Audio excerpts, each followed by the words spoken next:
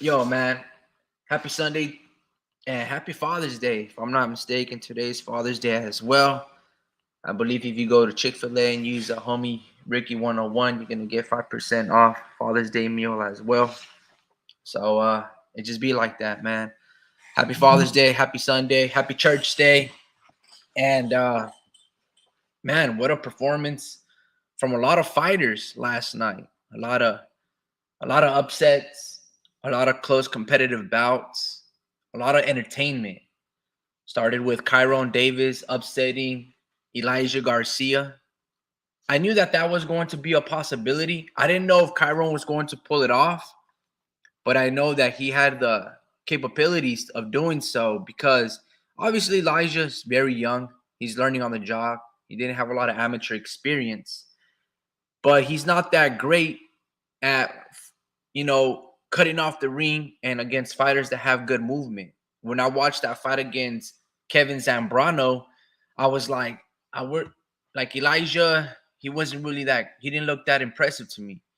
Now on the flip side, last September when he fought on the undercard of Canelo Alvarez against Armando Resendez, he looked amazing in the pocket. When somebody wants to bang with him, Elijah's slick. But if he has to cut off the body and he's got to cut off the ring and throw jabs, that's not really Elijah Garcia. But anyway, shout out to Kyrone Davis, man, for sticking to his game plan. I knew that if he can go 7 or 9 rounds with David Benavidez, when David was extremely big at 168, I know that he can take Elijah Garcia's punches and go to the distance. I just didn't know that he would do so with ease. So shout out to Kyrone Davis for setting the tone. Alberto Puello. Honestly, man, I didn't know how good this dude was. And yesterday I was extremely impressed, right? Extremely impressed in his performance to upset Gary Russell. I didn't look, I'm not the biggest fan of Gary Russell, right? But for all intents and purposes, the kid sports an unblemished 100% knockout ratio. And Puello, I've never really seen him too much. And when I've seen him on YouTube, I don't ever think I ever caught him live. But when I saw him on YouTube fights, I just really wasn't impressed, right? And I thought that Gary would get the knockout.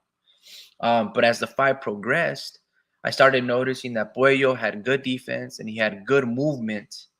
And more importantly, he was sniping and counterpunching off the back foot and off the ropes in incredible fashion. And when I started seeing him snap Gary's head back, I was like, you know what, bro? This dude can knock him out if he sits on his punches. And on top of that, he trains with not Barroso, Ismael Salas. So this is just like a whole complete ignorance that I don't know nothing about Puello. I also thought he was like 37 years old. Probably dude's like 28. But yeah, man. I mean, Gary, he threw a lot more punches, but there weren't quality shots. And Puello always stuck to his game plan and he was all class, all quality, and he should have scored a knockdown. They deducted away a point from him. They were trying to give him the royal treatment and fucking him over. But I'm glad that Puello didn't deter from his game plan, and he got the job done. And I'm glad that the judges got it correct too. Then we go on to the co-main event with David Benavidez. Man, shout out to David, man. A lot of people are going to criticize him and say these things, but the thing is, a lot of people would say that he didn't have the skills, that he was just a size bully at 168. Well, give him some credit because old boy Alexander Vostik was minimally 15 pounds heavier. That dude was like 205 pounds to David's like 187. David looked very fast and very athletic.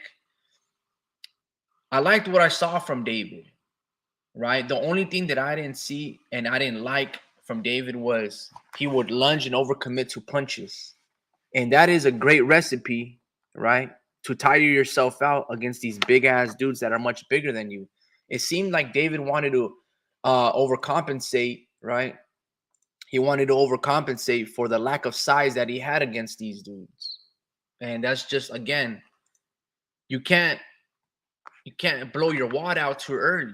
You know what I'm saying? All you gotta do is do what Manny Pacquiao did when he was moving up and fighting all these guys like Cotto and stuff. These guys that are way bigger than him. Beat them by speed.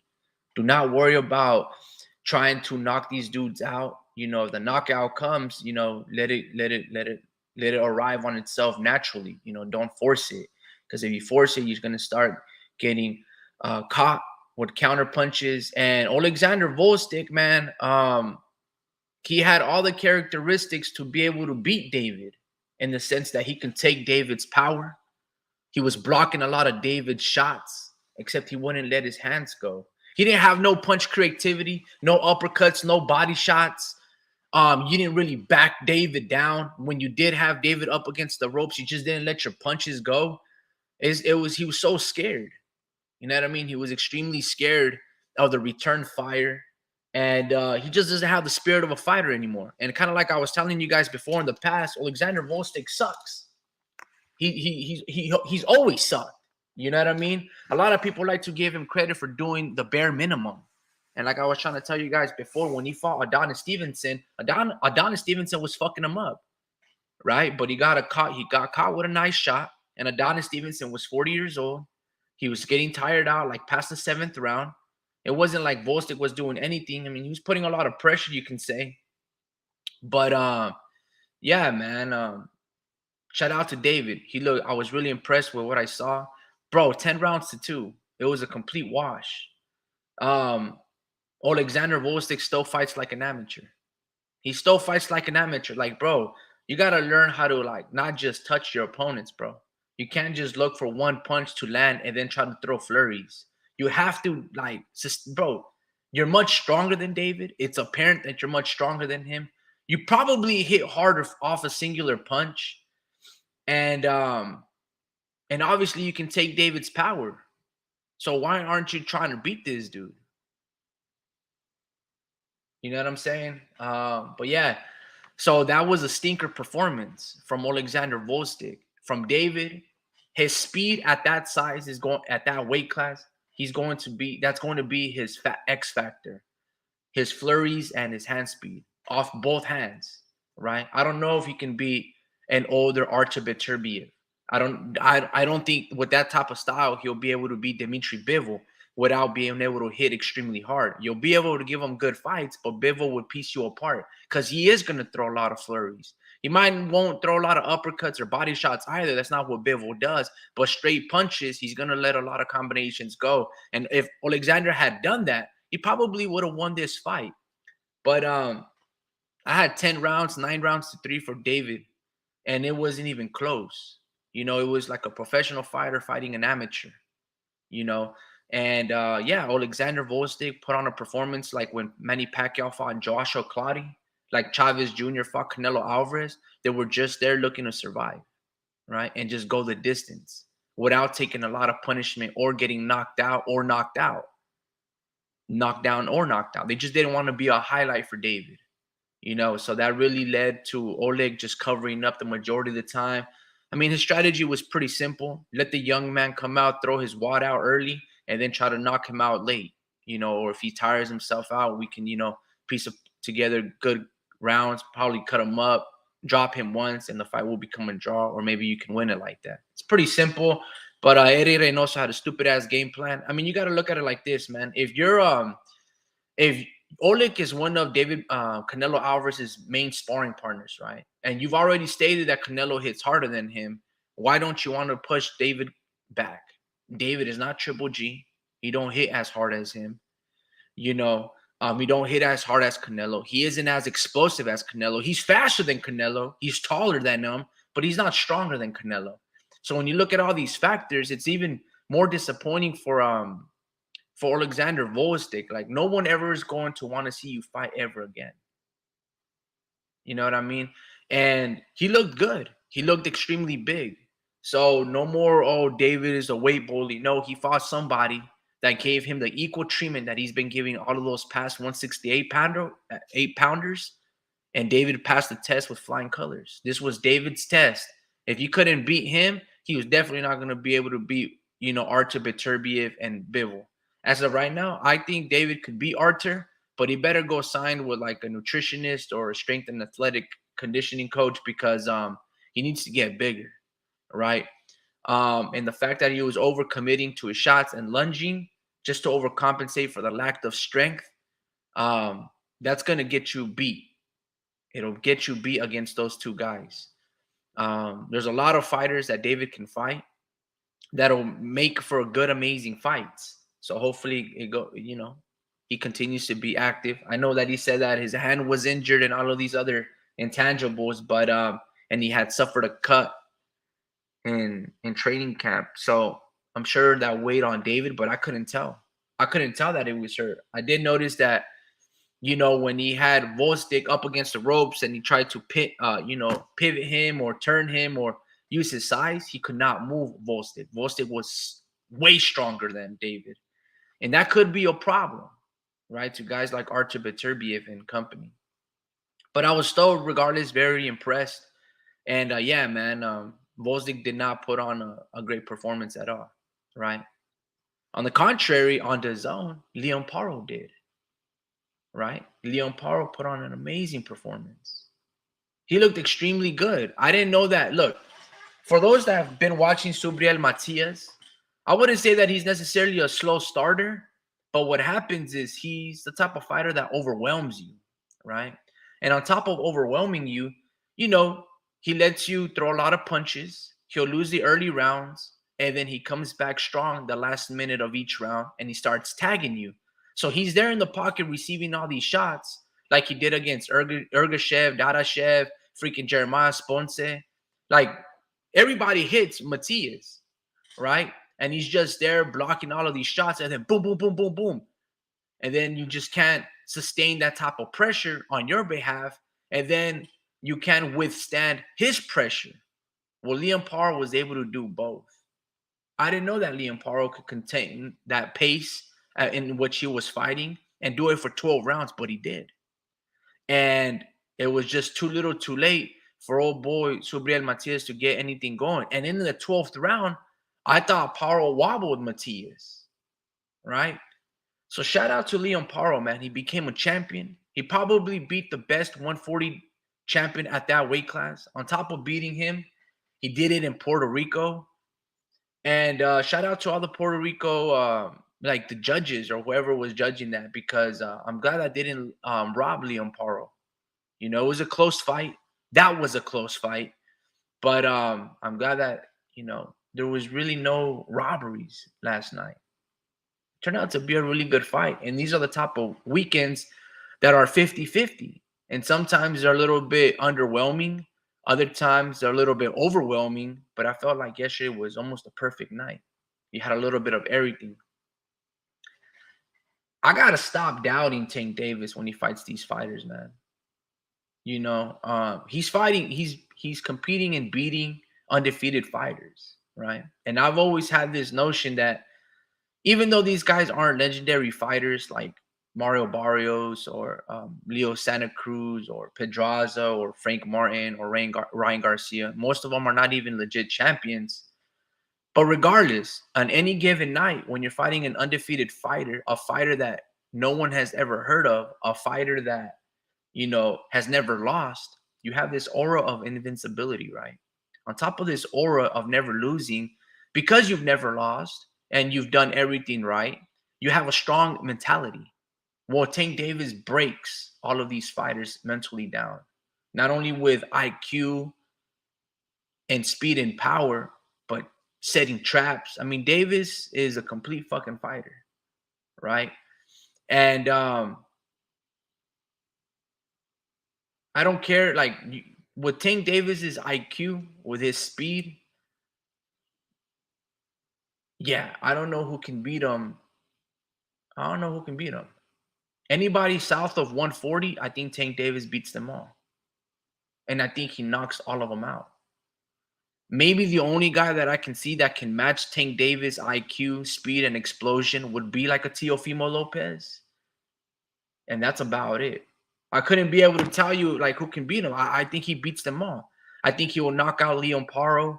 I think he will knock out Subriel Matias. Like, Tank Davis is that dude, right? Like I said, maybe Teofimo Lopez can match him with speed, athleticism, IQ, and power. That's the only guy that I can see that can match Tank Davis's explosiveness. I don't think anybody else can. Not Ryan Garcia. If they were to rematch, don't matter if it was at 154 or 147. Tank Davis is superior to Ryan Garcia from a mental standpoint and already has the mental advantage that he hurt him and knocked him down and made him quit in 7 rounds. You know, yeah, man. I gotta stop doubting Tank Davis. I just gotta stop, man. Because yeah, no one's gonna necessarily win off that. Like I mean, at least for me, for betting, I put some money on Frank. I like Tank, but you give me an undefeated fighter with plus 850 odds to go to decision, I'll take that. Well, maybe if I just put it on a knockout, I might just win $50. Yo, what's going on, Larry? Listen, man, if you're a father, happy Father's Day, brother. And Sunday, so happy Church Day. Matias is an elite brawler. Lots of fights on PBC. Lots of his fights on PBC looked weird. Never a real high level pure boxer. Yeah, I mean, yeah, I just got to give all the credit to Paro, man. Leon Paro did extremely well. I didn't know that he can maintain that pace of throwing a lot of punches. I didn't know that he could withstand Matias's pressure. I mean, he didn't even get dropped once. So I gotta just give a lot of respect to Leon Paro because guys like Ergashev, who Matias beat in his last fight, he was stronger and he was much more explosive, but he didn't have the mental strength, the fortitude, the mental focus that Leon Paro possessed. And that's the good thing about these Australian fighters like George Kambosos, Leon Paro, what's the other kid? Sam Goodman. These guys are really tough. Like, not only are they really good fighters and boxers, but they're fast, they're strong, and they're nasty when they need to be. You know what I'm saying? They're nasty and they're gritty and they're tough. I mean, you can break their no. You can't break these dudes' wills. You can beat them, right? But they're gonna give you. They're always going to keep coming. They're gonna keep continuing to press forward, and yeah, man. Whoever that little community over there in Australia, when those fighters turn professional, I'm very impressed with their mental focus. Um, Yeah, man. So I just gotta give a lot of credit to Leon Paro because, like what we stated before. So Brian Matias, for a lot of fights, he's always losing, right? Like Jeremiah Spone said, the Argentinian was putting hands on him. He threw like 500 punches in 4 rounds. Like he was averaging 150 per round, and he landed a lot on Matias. But Matias, to his credit, just with a high guard and a little bit of rolling and bend of the waist, he would withstand all of these big punchers like Ergashev, and then he would just beat them the last 30 seconds of each round and pummel them as they blew out their wad. And Paro didn't deviate. There were moments of hesitation where his face was getting swelled up. He was clinching and breathing a little harder, but that's to be expected. I mean, Matias is a fucking force. So Paro did great. I did want to put money on Paro. The odds for him to win by decision were plus 1,000. And when I tried to make a little parlay, they had already closed the lines on me. So that was really unfortunate. But it is what it is, man. Paro was amazing. I'm extremely happy for him. He beat the guy at 140. He became a champion, and he did it again in Puerto Rico. That was amazing. Larry Listen goes, Martin looked drained as fuck at the weigh-ins. Yeah, he really did. You can see it in his cheekbones, Paro with the upset of the year. It's gonna be. I mean, there's I don't know 6 more months remaining, but that's up there. Alongside with the upset of Gary Russell and Alberto Puello, those two are probably the two biggest upsets so far for me.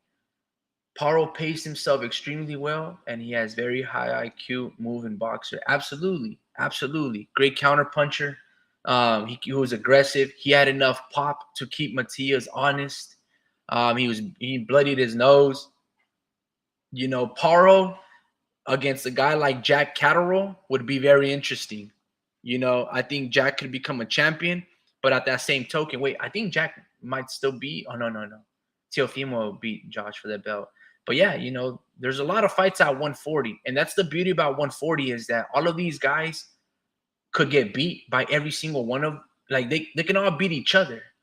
So I'm excited for that weight class. It might not be popular and booming with a lot of big names, but I'm gonna say almost all 50-50. Bro, what did you think about Benavides? Seemed like he was winding up on the shots too much, and that squared stance seemed to take power off his shots. I like David, but he has a lot of room for improvement. Yeah, absolutely, Larry. That's the same thing. I spoke about it a little bit earlier. David, in this particular weight class, he's going to be smaller than Beterbiev, Bivol, and Alexander Vostik. These guys are huge. They're going to balloon, north of 200 pounds. But David's greatest asset, like when Manny Pacquiao was moving up in these weight classes, is going to be your speed and all those punches that you throw, right? Those combinations and speed is what's going to get you to beat these guys. These guys are going to be bigger than you. They're going to be stronger than you. And that's the way to beat these guys. One of the things that David cannot do, though, is overcompensate for his lack of power and size in this weight class, right? You can still hit hard, and you hit hard enough to keep these guys honest. And that's as far as you're going to have to go. So he's going to have to resort, not necessarily on boxing, like moving and being a mover or anything like that, but you're just going to, you can't lunge with your punches first and foremost and throw these hellacious, hooks from the outside. That's a quick way to, run out of gas. And it looked at times that he was doing that. And, because he wants the knockout, he's forcing for the KO. He's trying to press the action. But at the end of the day, just chop the big tree down. You know what I'm saying? Like, just pick your shots like you were doing. Take your time, pace yourself, until you get extremely acclimated at 175. A lot of criticism at 168 was like, oh, you're just a size bully. You're only beating these dudes because you're much bigger than them. Well, now these guys are going to be much bigger than you or equal size to you, right? In this case, Oleg was probably the same height as David, but he was at least visibly 15 pounds bigger than him. So let's say David was 190 pounds. Alexander was at least 205, right? And when David tried to bully him, Vostik was blocking everything. Like, look at his body. There was no bumps and bruises. I'm sure there was a couple of scrapes on his face for rending. I mean, that's just what happens when you get hit with leather. But he looked unblemished. And look at David's right side of the face. I mean, I think he had suffered some, a cut in training camp. But, and, we might say that it was injured, but I was still impressed with David, But, yeah, he can't overcommit with punches because, he's trying to overcompensate with the lack of power at that weight class. Just pick your shots. His hand speed is incredible. That left hook to the body. Alexander Vostik respected David's power. It wasn't power that was going to wobble or knock him out, though. But it was power where it was like, all right, this dude hits pretty good. There's good snap on his punches, and I got to be careful. And that's as far as you need to. Like Leon Paro, Matias respected his pop, but he couldn't really, Paro couldn't really drop him or get rid of him, but you don't have to, right? Same thing with Bivol. Bivol is, well, the thing with Bivol is this. Bivol is a strong puncher. I know that he's a strong puncher, but he doesn't really throw, like, he's very strategic and methodical. He never wants to overcommit to punches. He keeps them linearly. He doesn't really throw a lot of body shots or uppercuts. And I'm sure that he has those features or he's capable of doing so, but he's one of those fighters that, like, I'm okay with landing 1 or 2, 3 punches to you landing none on me. He's not there to exchange with you. And that'll be so I guess if I were to give David I would give David a C+. I would give David a C+ because I was impressed with his hand speed and the bending of the waist. I like his creativity offensively, punch placement, all of it is there. The reason why I can't give him a B or an A is because, to your point, Larry, he was overcommitting and lunging and throwing too much power, and that's a quick way to, when you fight guys like Artur Beterbiev or Bivol, that's the lack of IQ that I see David needing to improve. That is a 12-round fight. You're not going to knock these bigger men in 5 rounds like you did to Kyrone Davis or Demetrius Andrade. These are big men, ex-champions, that have a lot of IQ, that been in there with much bigger fighters than yourself. And that's what it is. Respectively, I would like David to go back down to 168. But at 175, if he wants to campaign there, go for it, man. There's fights to be made. You and David Morrell. Hell, if you want to, fight Volstick all over again and try to knock him out, go for it. If your excuse is like, oh, I was injured and I suffered a cut, so I couldn't really like muster up these shots. But you know, um, I would like to see Artur Beterbiev versus David Benavidez before Artur fights Dimitri Bivol. Bivol had a tune-up in between. Archer's gonna be, with this injury, and alongside a fight in between David, kind of like when Terrence Bud Crawford fought David Avanesian in order to fight Spence. I think Artur Beterbiev should take a tune-up, because if he goes right after surgery and tries to fight Dimitri Bivol is going to beat him. Archer is going to he's going to be very hesitant, understanding, how much that he can press training camp and his physical ability, in terms of that injury that he sustained. And then Bivol was going to have proper timing, speed, and he's going to be superb. So I think a tune-up, I'm not saying David is a tune-up, but for all intents and purposes, and if we're comparing who Bivol is and what David is nowhere near Bivol's level at this particular time and space, at least for me. I don't know.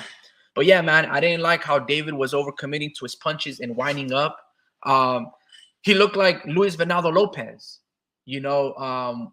Luis can get away with it at 126, but let's say if he were to go to 135 and try to like throw those hellacious, gazelle punches from afar against a guy like Lomachenko, it ain't gonna work.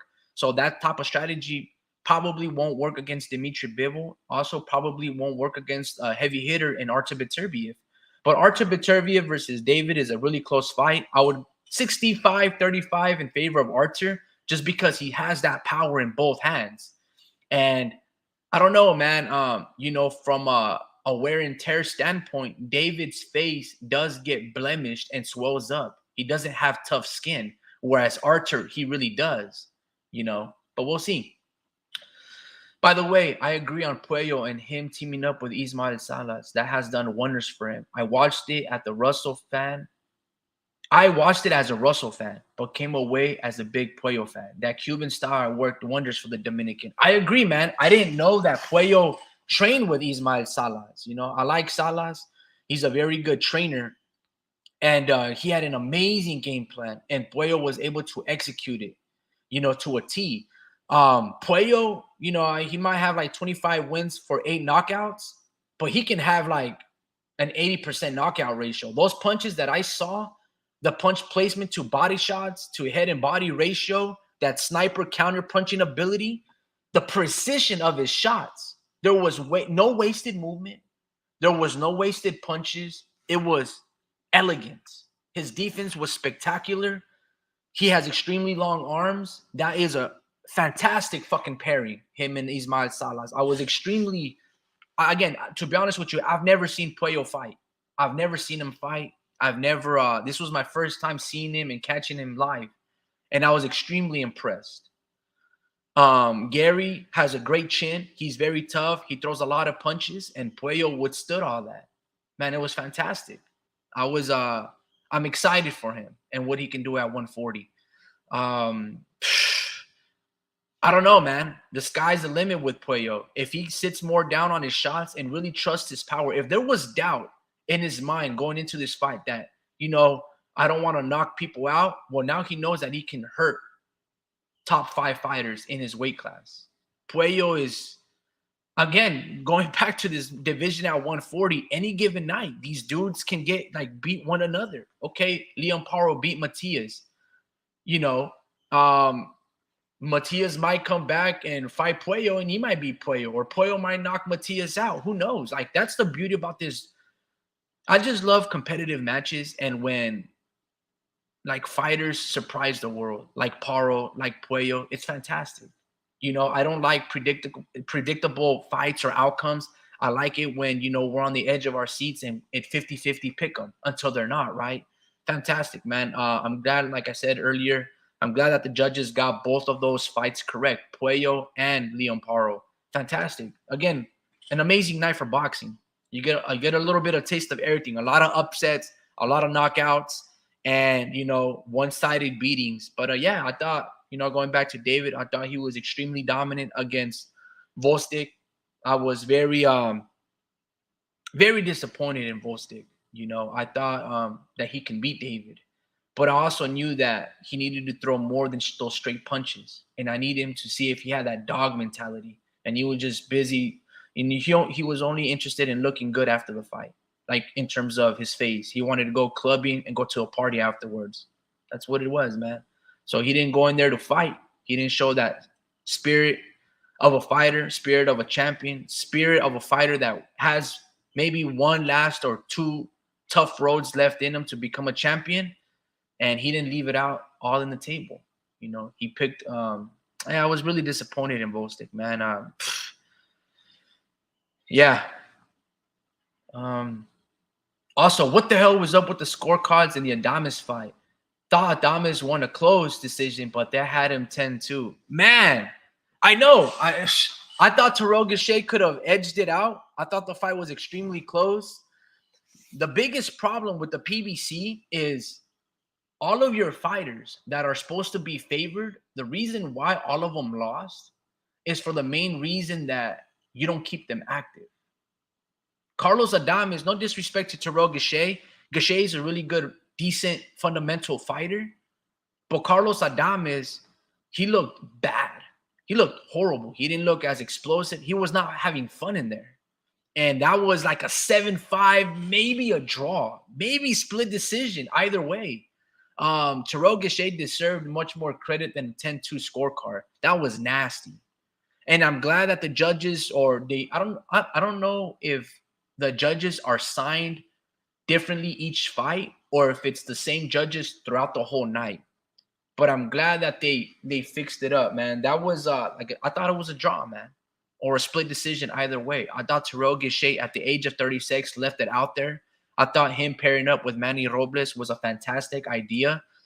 And sometimes, man, even to David Benavidez' point, I know that, you know, his father has always worked this corner, but maybe David Benavidez would benefit with a trainer like Ismael Salas or Ronnie Shields. Hell, even an Abel Sanchez. No disrespect to Jose Benavidez Sr., but, you know, if you really want your son to beat guys like Artur Beterbiev or Bivol, you don't have the IQ for it, Senior. That's just the way I look at it, man. You know, because if he had the IQ, he would tell David, don't overcommit to these punches, bro. Just focus on your speed, focus on precise punching, find the little slits and openings to dig. Oleg just wants to throw punches down the middle, straight punches, ones and twos. You know, don't worry about the uppercuts, don't worry about the body shots, because he don't have that in his package, right? But just don't overcommit and lunging from punches afar. He's too strong, he's too formidable, and he's blocking a lot of your shots. Don't blow out your wad. Be patient and just let the flurry shine. He didn't tell David any of those type of instructions in the corner. That's how I know that his dad is not the man for the job to let hit. Let me put it to you like this. If David keeps having his father as the main trainer, he will never beat Bivol, Artur Beterbiev, and Canelo. He's not going to beat those guys if his father is a trainer. Now, if he gets a guy like Abel Sanchez, you know, maybe a Manny Robles, Ismael Salas, or a Ronnie Shields, those guys have the IQ and the proper game plan to be able to beat those type of guys like that. And then, of course, you got to still get a Memo Heredia or an Alex Ariza, because those other guys, Artur Beterbiev and Bivol, they have their own coaching staff. Look at Bivol. If I'm not mistaken, he has like 3 trainers, and he has Joe Diaz as an assistant. So if Bivol, as intelligent and as experienced, right, that he is, and he has like 3 main trainers, I think his father and alongside Joe Diaz. I don't know why David Benavidez couldn't add, like, I know he goes to camps and picks the brains of Roy Jones Jr., Guillermo Rigondeaux, even the Durrell brothers. That's because they understand that they need help. But still, man, we'll see. We'll see. But yeah, David has a lot of room for improvement. I was still very impressed with his performance. 10-2 David, 9-3 David. I just can't give those Paulik Malignaggi, Peter Pan punches that Alexander Wozniak throws. This is not the amateurs, bro. You know what I'm saying? This isn't a sparring session. This is a fucking fight. And I need you to fucking fight. And Wozniak didn't want to fight. You know, he would just touch, touch, touch. Some of them were effective. But double it up, bro. Quadruple it up. Like, what the? What are you doing, man? It is what it is, man. Question of the day. Who would win, Puello versus Isaac Cruz? I like both fighters. It's a 50-50 for me. Isaac Cruz had trouble with Giovanni Cabrera. Now, I know Giovanni Cabrera. He's very crafty, but I would have to give it to Puello. That Puello that fought last night, the height is going to trouble Pitbull Cruz. And the fact that Gary was landing good punches, I think Pitbull Cruz hits harder than Gary Russell, but I would have to favor Puello, man. That arm length, the height, and he hits extremely hard. Now, when you fight a short fighter like Pitbull Cruz, you know, you're going to need to dig low to the body and those uppercuts. That's how you're going to hit Pitbull, because that high guard, you're not going to hit him flush, but uppercuts and body shots. And what I saw Puello in that final round load up and dig to the hard body of Gary Russell and drop him, yeah, I was like, if once Salas can instill in the brain of Puello, you can hit hard, son. Trust in your power, trust in your punch placement. I got Puello, bro. I love Pitbull Cruz, but being 5'2", it's tough, man. When these dudes are that much taller and they can hit and they hydrate properly, when you get hit by dudes that are skinny and bony, I don't know, man. I take flesh over muscle any day. I mean, I take, you know, your skeleton over and bone over muscle any day, man. You know, especially with that precision and sharpshooting from Puello. Yeah, man, I think Puello can win by knockout. But, you know, to Pitbull's defense, he rolls beautifully. He can block a lot of punches. So I think Puello would win by decision. If he wanted to make it boring and stick and move, then he can definitely win by decision, because I think he's far superior to Giovanni Cabrera. But on that point, you know, Pitbull is not an easy fight for anybody, but I don't think it'd be 50-50. I think it's 70-30 Puello, man, just because of the advantages. But, you know, who knows? I would love to see that fight. I would love for 140 to have like a tournament and all of these fighters shoot for undisputed, starting with Tank, Pitbull, Puello, Paro, Adam Matias in there, Teofimo Lopez. Oh, wait. I'm confusing some weight classes. That's like 35 and 40. Yeah, man. But all of those 140 pounders, little round robin. I think the weakest link is Arnold Barbosa and Jose Ramirez. And I thought that I would never say those things and call those guys overrated or say that they're the weakest link. That's crazy to me. But that's just the excellence of all these other fighters at 140 that are hungry, on the move, you know, unknown to the public eye, and along myself. But yeah, man, I would favor Alberto Puello. I mean, any given night, you know, but anybody can win. But I think Puello at his best, yeah, man, I think Puello can upset and hurt a lot of people's hearts. Question of the okay, like Adames looked pedestrian. I think Janibek and Hamza Shiraz beats him. I agree. I to another fighter, Hamza Shiraz. I did not know too much about Hamza Shiraz. When I would watch some of his tape, I'm like, bro, this dude is knocking dudes out with jabs.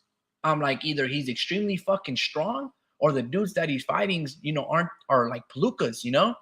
And man. I mean, not to say that Amo Williams is this amazing fighter, no. But you know, he's good and athletic. And I was impressed with Shiraz.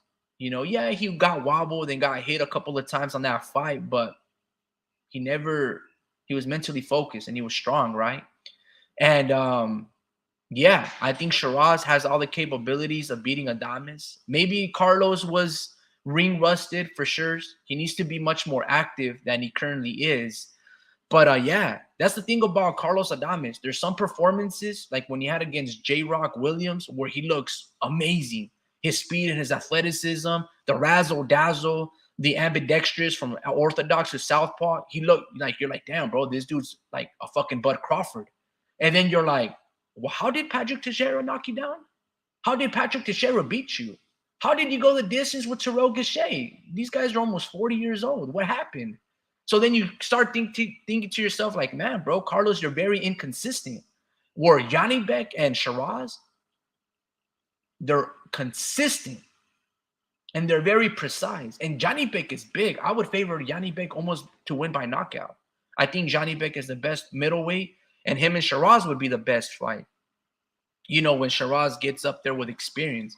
But I mean, I think Shiraz has maybe 10 more fights than Johnny Beg. Johnny Beg is like a unified champion with like 10 bouts, if I'm not mistaken. And Shiraz has like 19 or so. He needs to link up with Memo again. The power isn't the same. He should probably think about training with Freddie Roach or Abel Sanchez. Yeah, I agree. I think it would that I when David teamed up with Memo, I thought that was the best decision that he could have done in his career. But yeah, I've been calling for a lot of these fighters that throw a lot of punches and they're fast to team up with Freddie Roach. Guys like Ryan Garcia, David Benavidez, Jaime Munguia that's currently with Freddie. I feel like those guys that are volume punchers, they need the IQ and to set up traps and a little bit of defensive focus. And that's what Freddie Roach brings. Obviously Freddie Roach comes from the mentality of your offense is your best defense. And that's true for David. That's true for Ryan. And that's going to be true for Jaime Munguia. Any type of fighter that fits in that mold, you go to Freddie Roach. You go to Freddie Roach. Same thing with Jose Ramirez. And here's the thing, and this is the X factor that Freddie Roach brings that all of these other fighters don't. When you see this guy battling the battle that he's been fighting for like the past 15 years of Parkinson's disease, right? And he's shaking and stuttering, and he's still, with his slurred speech, giving you all this instruction and hitting mitts, and he's working your corner, and he's giving you sound advice. There's no way that you can fail Freddie because he's not failing you. So that mental, that spirit, that animal, not animal spirit, but the fighter spirit that you need, Freddie Roach just brings that confidence, and he brings you that, he's not going to give you like a war speech where he's going to be like reverberating your scenes. You're like, oh, wow, that touched me. No, but just seeing this man, Freddie, battle his battle, you can only be inspired by him. So there's no way that you're going to quit on Freddie Roach or not listen to him. You see? And that's what Freddie Roach brings on the table than all of these other guys that just want to be buddy-buddy or they're going to yell at you. You know what I mean? Sometimes a good yelling is needed, but the most thing that you can do is be inspired by Freddie Roach's presence alone. You know what I mean? And I feel like guys like that would benefit the most. But yeah, hopefully. But again, that's just wishful thinking, man. I don't think Ryan. I think Ryan would team up with Freddie. That would be a great pairing. Ryan seems to take like the knowledge of Oscar De La Hoya and train with multiple trainers. He'll go with Eddie. He'll go with Joe Goosen. He flip flops a lot. He'll go with Robert Garcia. He'll go with Derek James. He'll go with Ronnie Shields. Ryan, he's trying to pick the brain of everybody, which is great. But so I can see him possibly at one point teaming up with Freddie Roach, especially since Manny Pacquiao was Ryan Garcia's favorite fighter.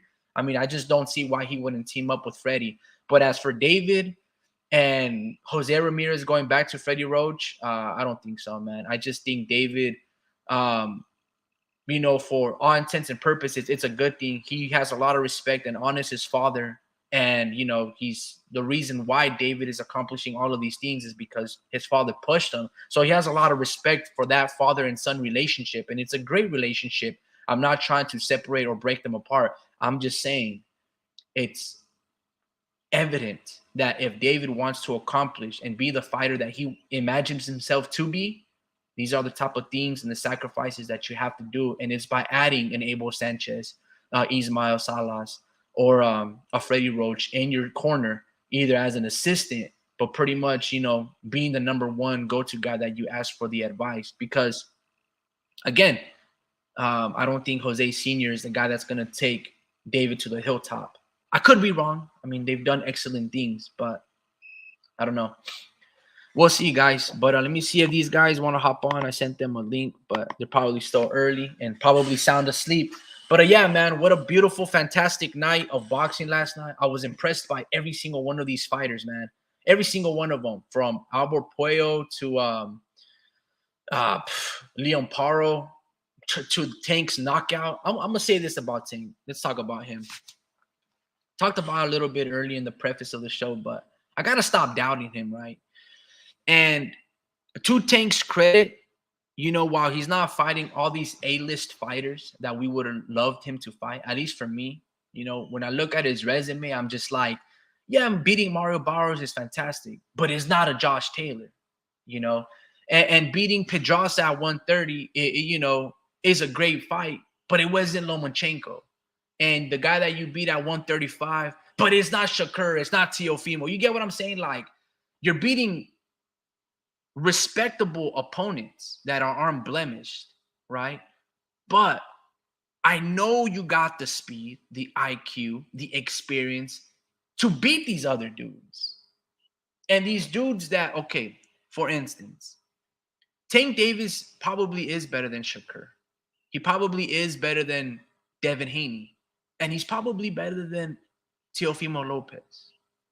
But why are those guys that are not as good as you more accomplished than you? That doesn't make any sense to me. How is Shakur a legit 3-division champion, right? How is Teofimo Lopez legitly 2-time undisputed, ring lineal and all that stuff? And how did Devin become undisputed by beating George Kambosos when you could have beat George Kambosos, Tank? Why do you let these guys that are not as good as you be even involved in the same sentence or topic of conversation as you? That's what I don't understand. Because we acknowledge that Tank is really good. I mean, he's a fucking beast. He's fast, athletic, he's mean, punches with both hands, extremely powerful. You can't predict if the left uppercut is coming, the left over the top, the left straight, or right brutal hook. You don't know what is head to body. The dude is amazing. But why is it that these guys that aren't as good as you, and you say that they're easy work, why haven't you beaten these dudes? What are you waiting for? And that's what I don't understand. And that's where I'm perplexed when it comes down to Tank Davis's resume. It's like, no disrespect to Frank Martin. He's good. But he's just like, the way I look at Frank Martin is that he's a prospect. You know, a legit prospect, probably in the contingency phase, top contender. But, you know, I wouldn't necessarily say that, you know, he's better than a Mario Barrios or even better than a Ryan Garcia, you know, but he's on par with those dudes. So, like, I'm trying to say is, like, Tank continues to fight these dudes that we've never heard over and over and over, right? And it's just like, it's just, that's my only, like, criticism with Tank. When I watch him fight, I love watching him fight. I love watching those knockouts. They're brutal. They're hellacious. I think to myself, like, if Tank can continue to remain at 135 for the rest of his career, I mean, you can put him up there with the conversations of probably Robert Duran and, you know, Shane Mosley at 135, Oscar De La Hoya. Like, Tank would, like, he would be on par if he were to continue, but your resume is not nowhere comparable as those guys. And that's where I'm confused. Because I would favor Tank to beat Shakur, probably knock out Devin Haney, probably hurt and knock out Teofimo Lopez, maybe knock out Lomachenko. But I can't give you credit for knocking out Lomachenko 10 years after the fact. I love Lomachenko. I'm really critical of him, you know, but I mean, he's an amazing talent and he's willing to accomplish these things. And he does it by like a very genuine way that I've never seen people fight like Lomachenko. Sure, the speed and the angles and it was like very reminiscent of Manny Pacquiao, you know, the sidestepping, but still, man, like the way Loma does it, always being in the pocket is fantastic.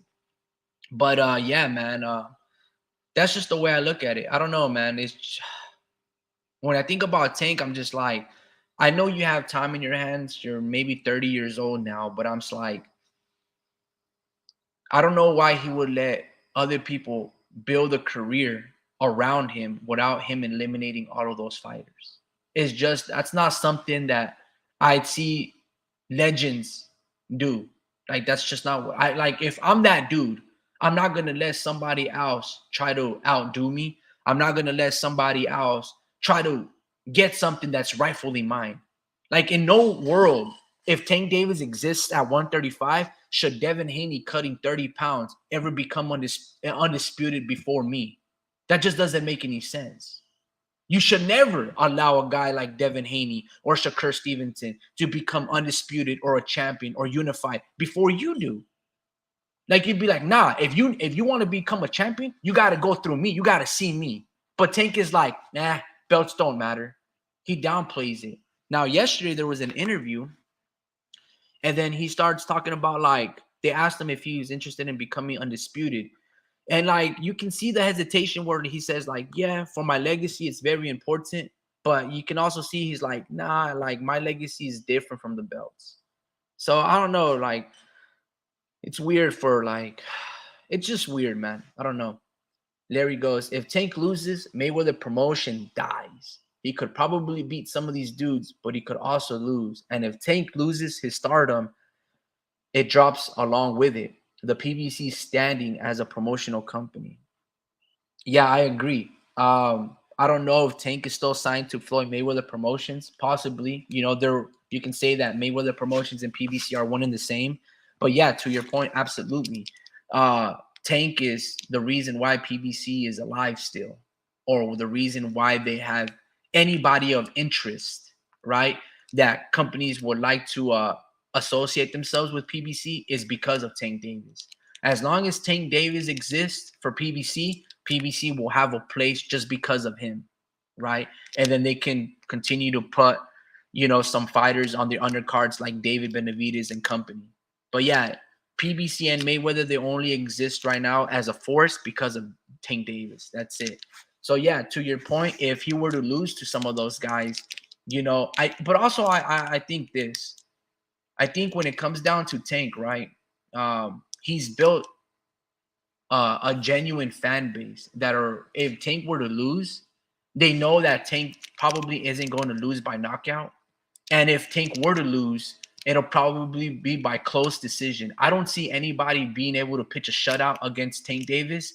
Tank Davis's skills are so good and his intelligence is so good that he's like Floyd Mayweather, where he's like, all I have to do is win 7 rounds. If I can't get the knockout, I'm gonna win at least 7 rounds. And I don't think there's a fighter out there that can beat him 7. You know what I mean? Like 7 out of 10. I just don't. 7 out of 12. I just don't see it. Um, but yeah, you're gonna have to be athletic, fast, uh, beautiful defense, creative, and there's only like a select few of fighters that can do that, that can hit hard enough to keep Tank honest. They have good lateral movement like a Frank, that can block and take a punch like Pitbull Cruz. And there's maybe Teofimo Lopez can do that. Maybe him. That's probably the only one. I don't know. And even then, that might not be enough, right? Because we've seen Teofimo struggle immensely with southpaws, guys like Sander Martin. And if Tank wants to box and move with lateral movement, and he's got a way better check hook than Sander Martin, so I don't know, man. It just might not be enough. Let me put some boxing before I start playing music and I get banned as a playlist.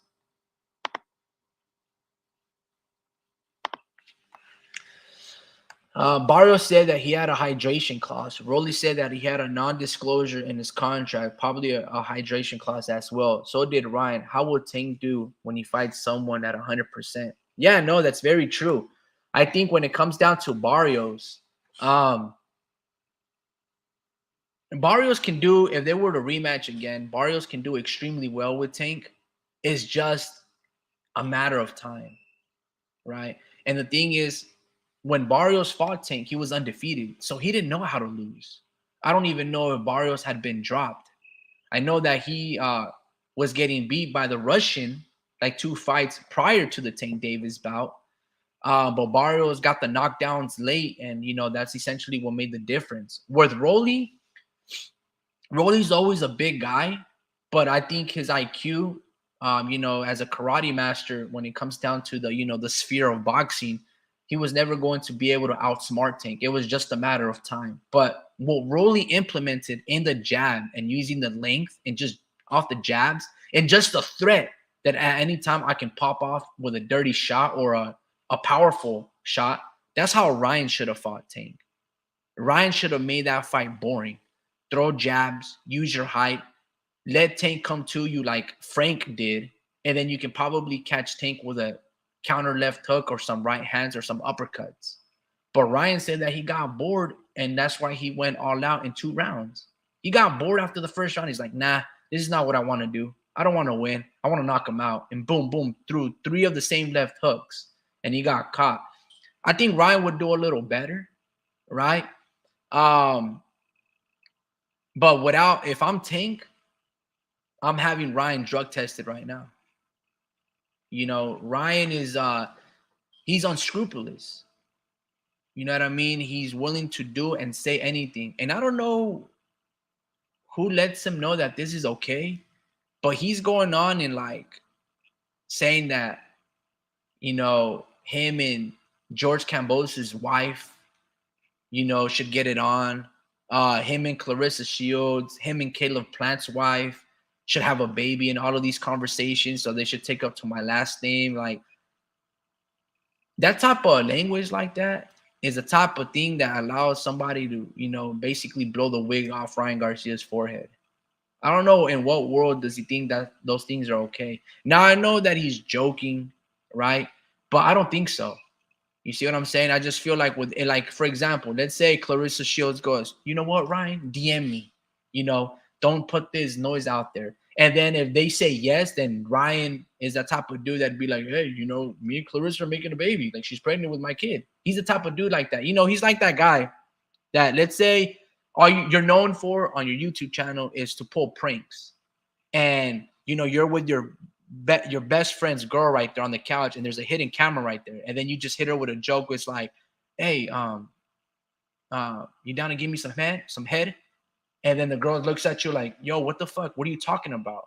And then if she says yes, then you just turn off the camera. And if she says no and makes a scene, it's like, nah, I'm just fucking with you. The camera's right there. And that's Ryan Garcia.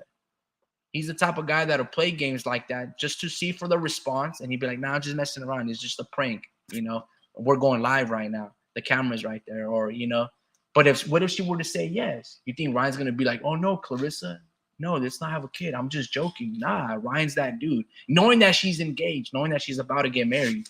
It's like, in what world? That's the type of dude that Ryan Garcia is. You know what I mean?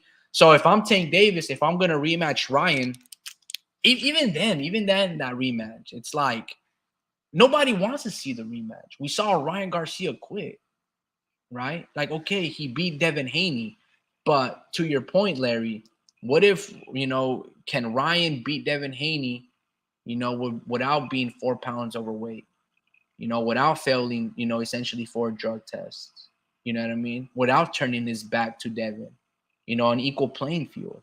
That's what Brian should run him back first. Like, he don't deserve a Tank Davis fight. Tank Davis deserves to fight for unifications. I don't want to see him fight Lomachenko, because if he wasn't good enough to fight Lomachenko when Lomachenko was at his best, I don't want to see Tank fight Lomachenko now, because Tank, you're not worthy of Lomachenko. You're not worthy of his presence. Here's a dude that actually fights all of these dudes, and here's you still fighting guys like Frank Martin. You know, good little fighters. But, you know, I know Lomachenko because they have honor and their warrior spirit and their countrymen, you know. I know, like Usyk, Loma would take a Tank Davis fight. But if the tables were flipped and Tank Davis was 37 years old, he ain't fighting a 29-year-old in Lomachenko. Fuck no. When he was 22 years old, he didn't want to fight a 28 Lomachenko. So why would I expect you to fight if the tables were flipped? But you see, and that's why I feel like when Manny Pacquiao fought Floyd, look, Manny, Floyd wasn't man enough to fight you when you were at your best, and he's a man enough now to fight you when you're at your worst and getting knocked out by Marquez. Like, don't give him the fight. But of course, Manny will take that fight. A lot of money to be made, and you know he can probably still compete or maybe land a good punch that'll hurt and knock out Floyd. But I don't know, man. You know, I just have too much respect for these legendary fighters that are on the road of actually listening to their fan base and fans than guys that just are there just for a quick lick and a money grab. I don't know.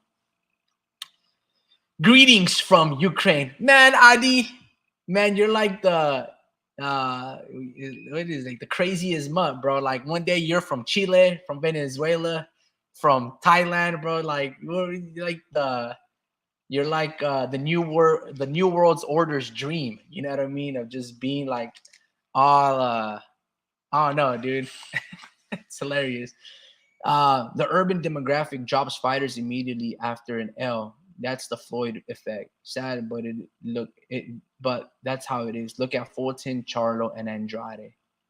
Well, I hope not, man, because I like Stephen Fulton, And yeah, he got pieced apart by Naoya anyway, but I still like those fights that Fulton gave us with Brandon Figueroa and Angelo Leo. I like them. But yeah, to your point, I don't think Fulton really had a big fan base. He really wasn't known like that. As for Jamel Charlo, that's the one I don't understand.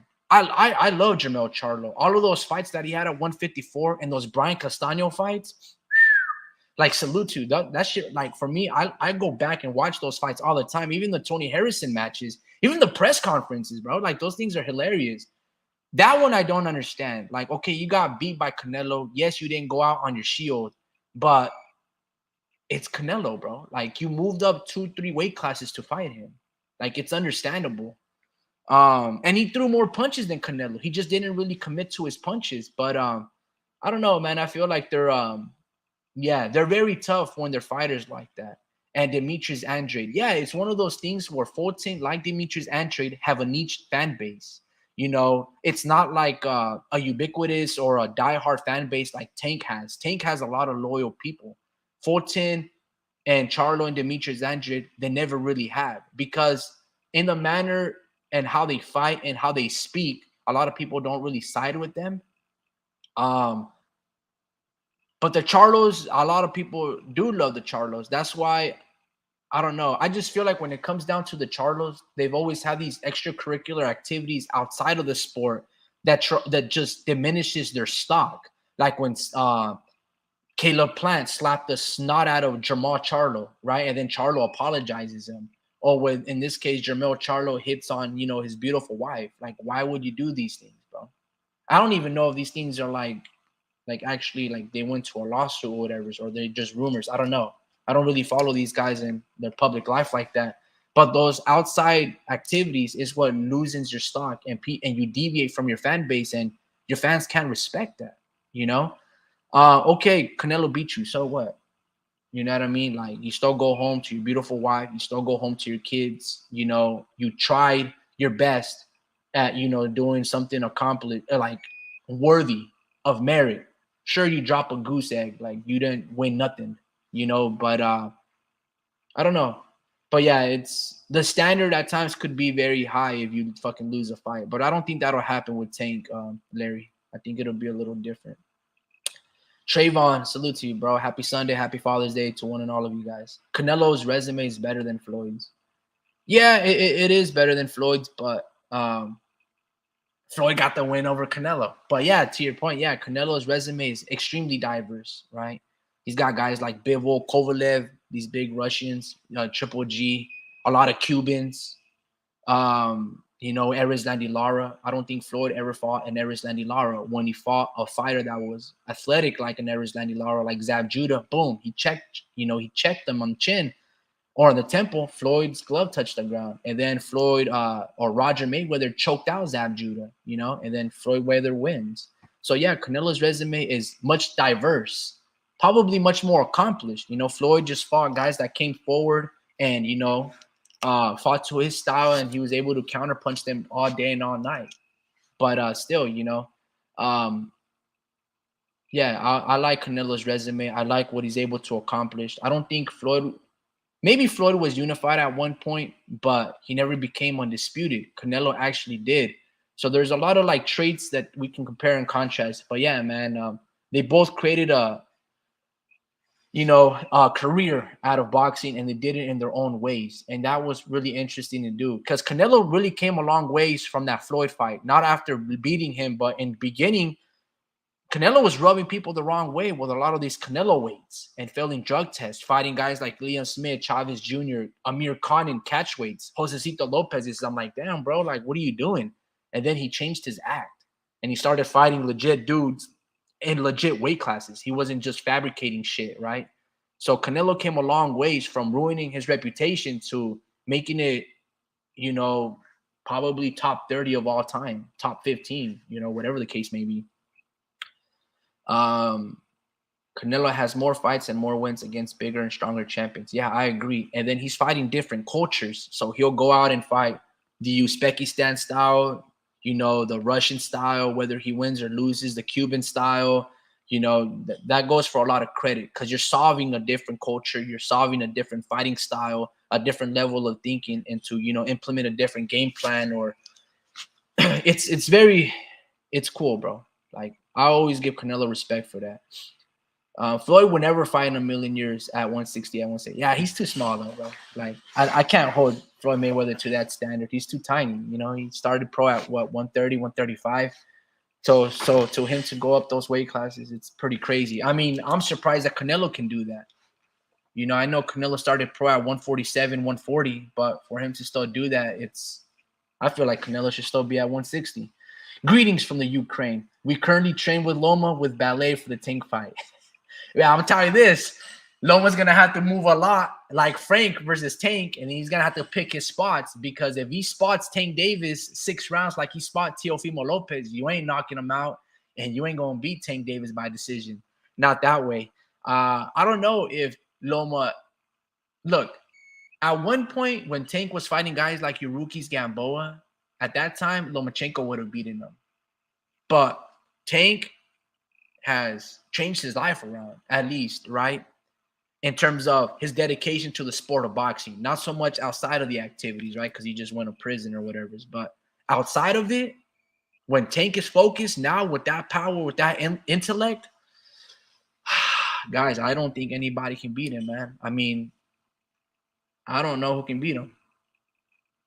Like, you're going to need the explosion of an Edwin de los Santos, the footwork of a Frank Martin, the defense and the running ability of Shakur. I don't know, bro. Like, just let's see if Tank makes a run and he becomes undisputed. We'll see, man. I'd really be interested if Tank goes that route. It would be something to see, like, worthy. Oh, shit. Trayvon is bilingual here, folks. Trilingual. I can't read that. What you think of the brawl between Plant and Garcia last night? So there was a brawl. Look, man, I think I kind of talked about it a little bit. Ryan Garcia is a very strange individual. He thinks he's God's gift to earth. He thinks he possesses. I don't know if you guys ever seen the show The Boys on Amazon Prime, but he thinks he's Homelander. He thinks he's a genetic specimen, and he's so good looking that all of these women on site that they see him for the first time, they want to be undressed and be like, "Oh, Ryan, I want to, cultivate our kids with you, with your superior genes." That's what Ryan thinks, So he's very foul-mouthed. So he goes up to any girl, and mostly married women, like Caleb Plant's wife, Jordan, George Cambosa's, and all of these people's his wife, Errol Spence. And he's like, "Oh, I think you and me should have kids. You should be my wife." So I feel like what Caleb Plant did in throwing beer, I wish it was a left hook, because somebody really needs to like, you see, this is the thing. You would think, like, okay, bro, check this out. If my mother had cancer, right? And I don't know what type of, if it's terminal cancer, or, we can go through like chemotherapy and maybe there's an opportunity, or whatever the case may be. I'm just staying quiet and I'm being with my family.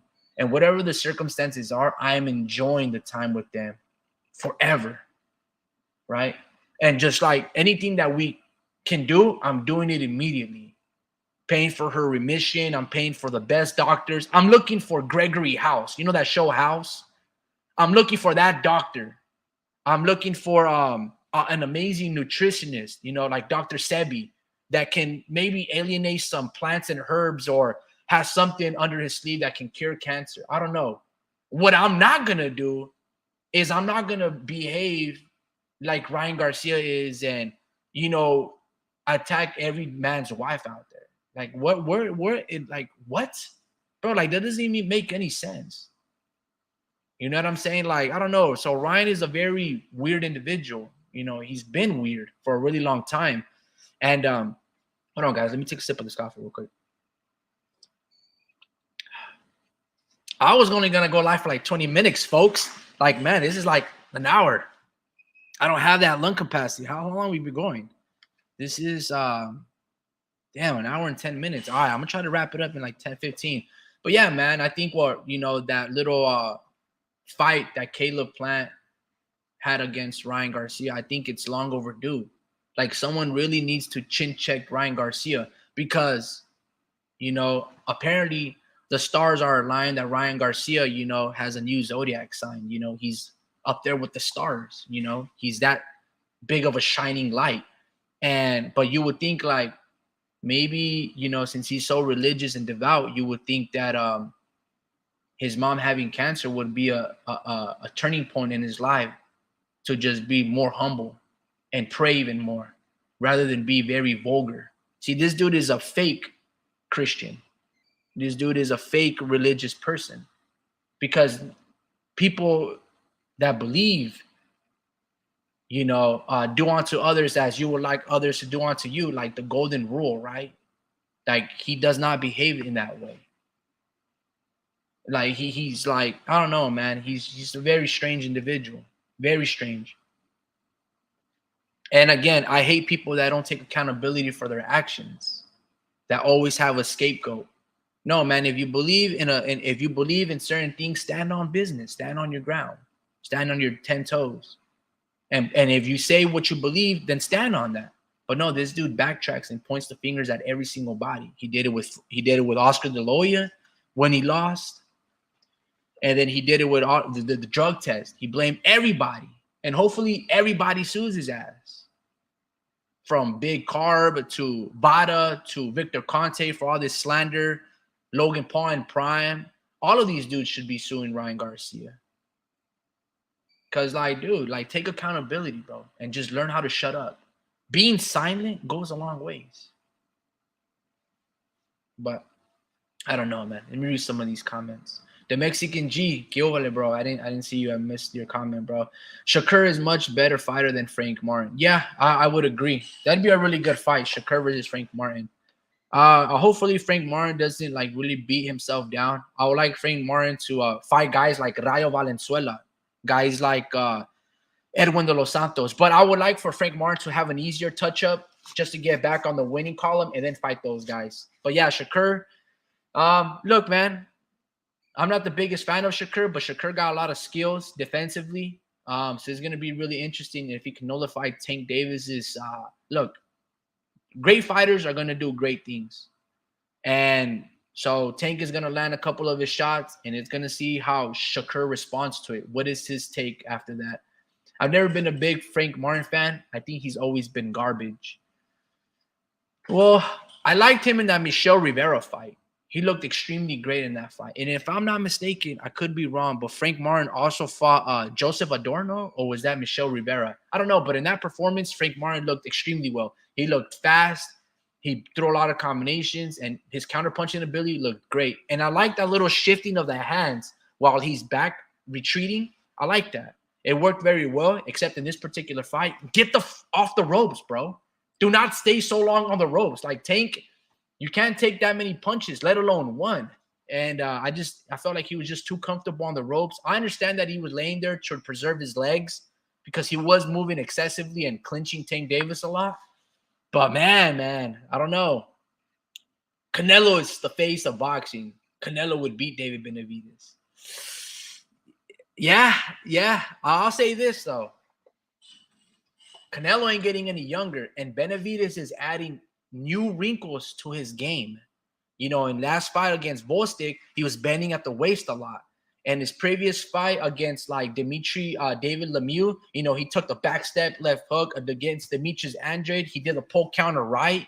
He's learning a lot of things, and he's picking the brains off Anthony Durrell, Guillermo Rigondeaux. He's hopping from gym to gym, asking all like Roy Jones Jr. Like that left hook that he kept throwing and kept missing against Bostic. That's a Roy Jones Jr. left lunging hook. You know what I'm saying? From an athletic, lunging stance, that's where he got it from. So he's adding new wrinkles to this game, and his IQ is getting better. But I don't know if right now is the time for him to beat Canelo. Maybe 2 years he beats Canelo, but yeah, man, I'm not too sure. Ryan's the toughest man on the planet when he's surrounded by 10,000 security guards.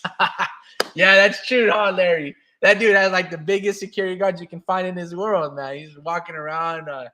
Yeah, but if the way that Ryan this is what I'm talking today. Like Ryan is smart.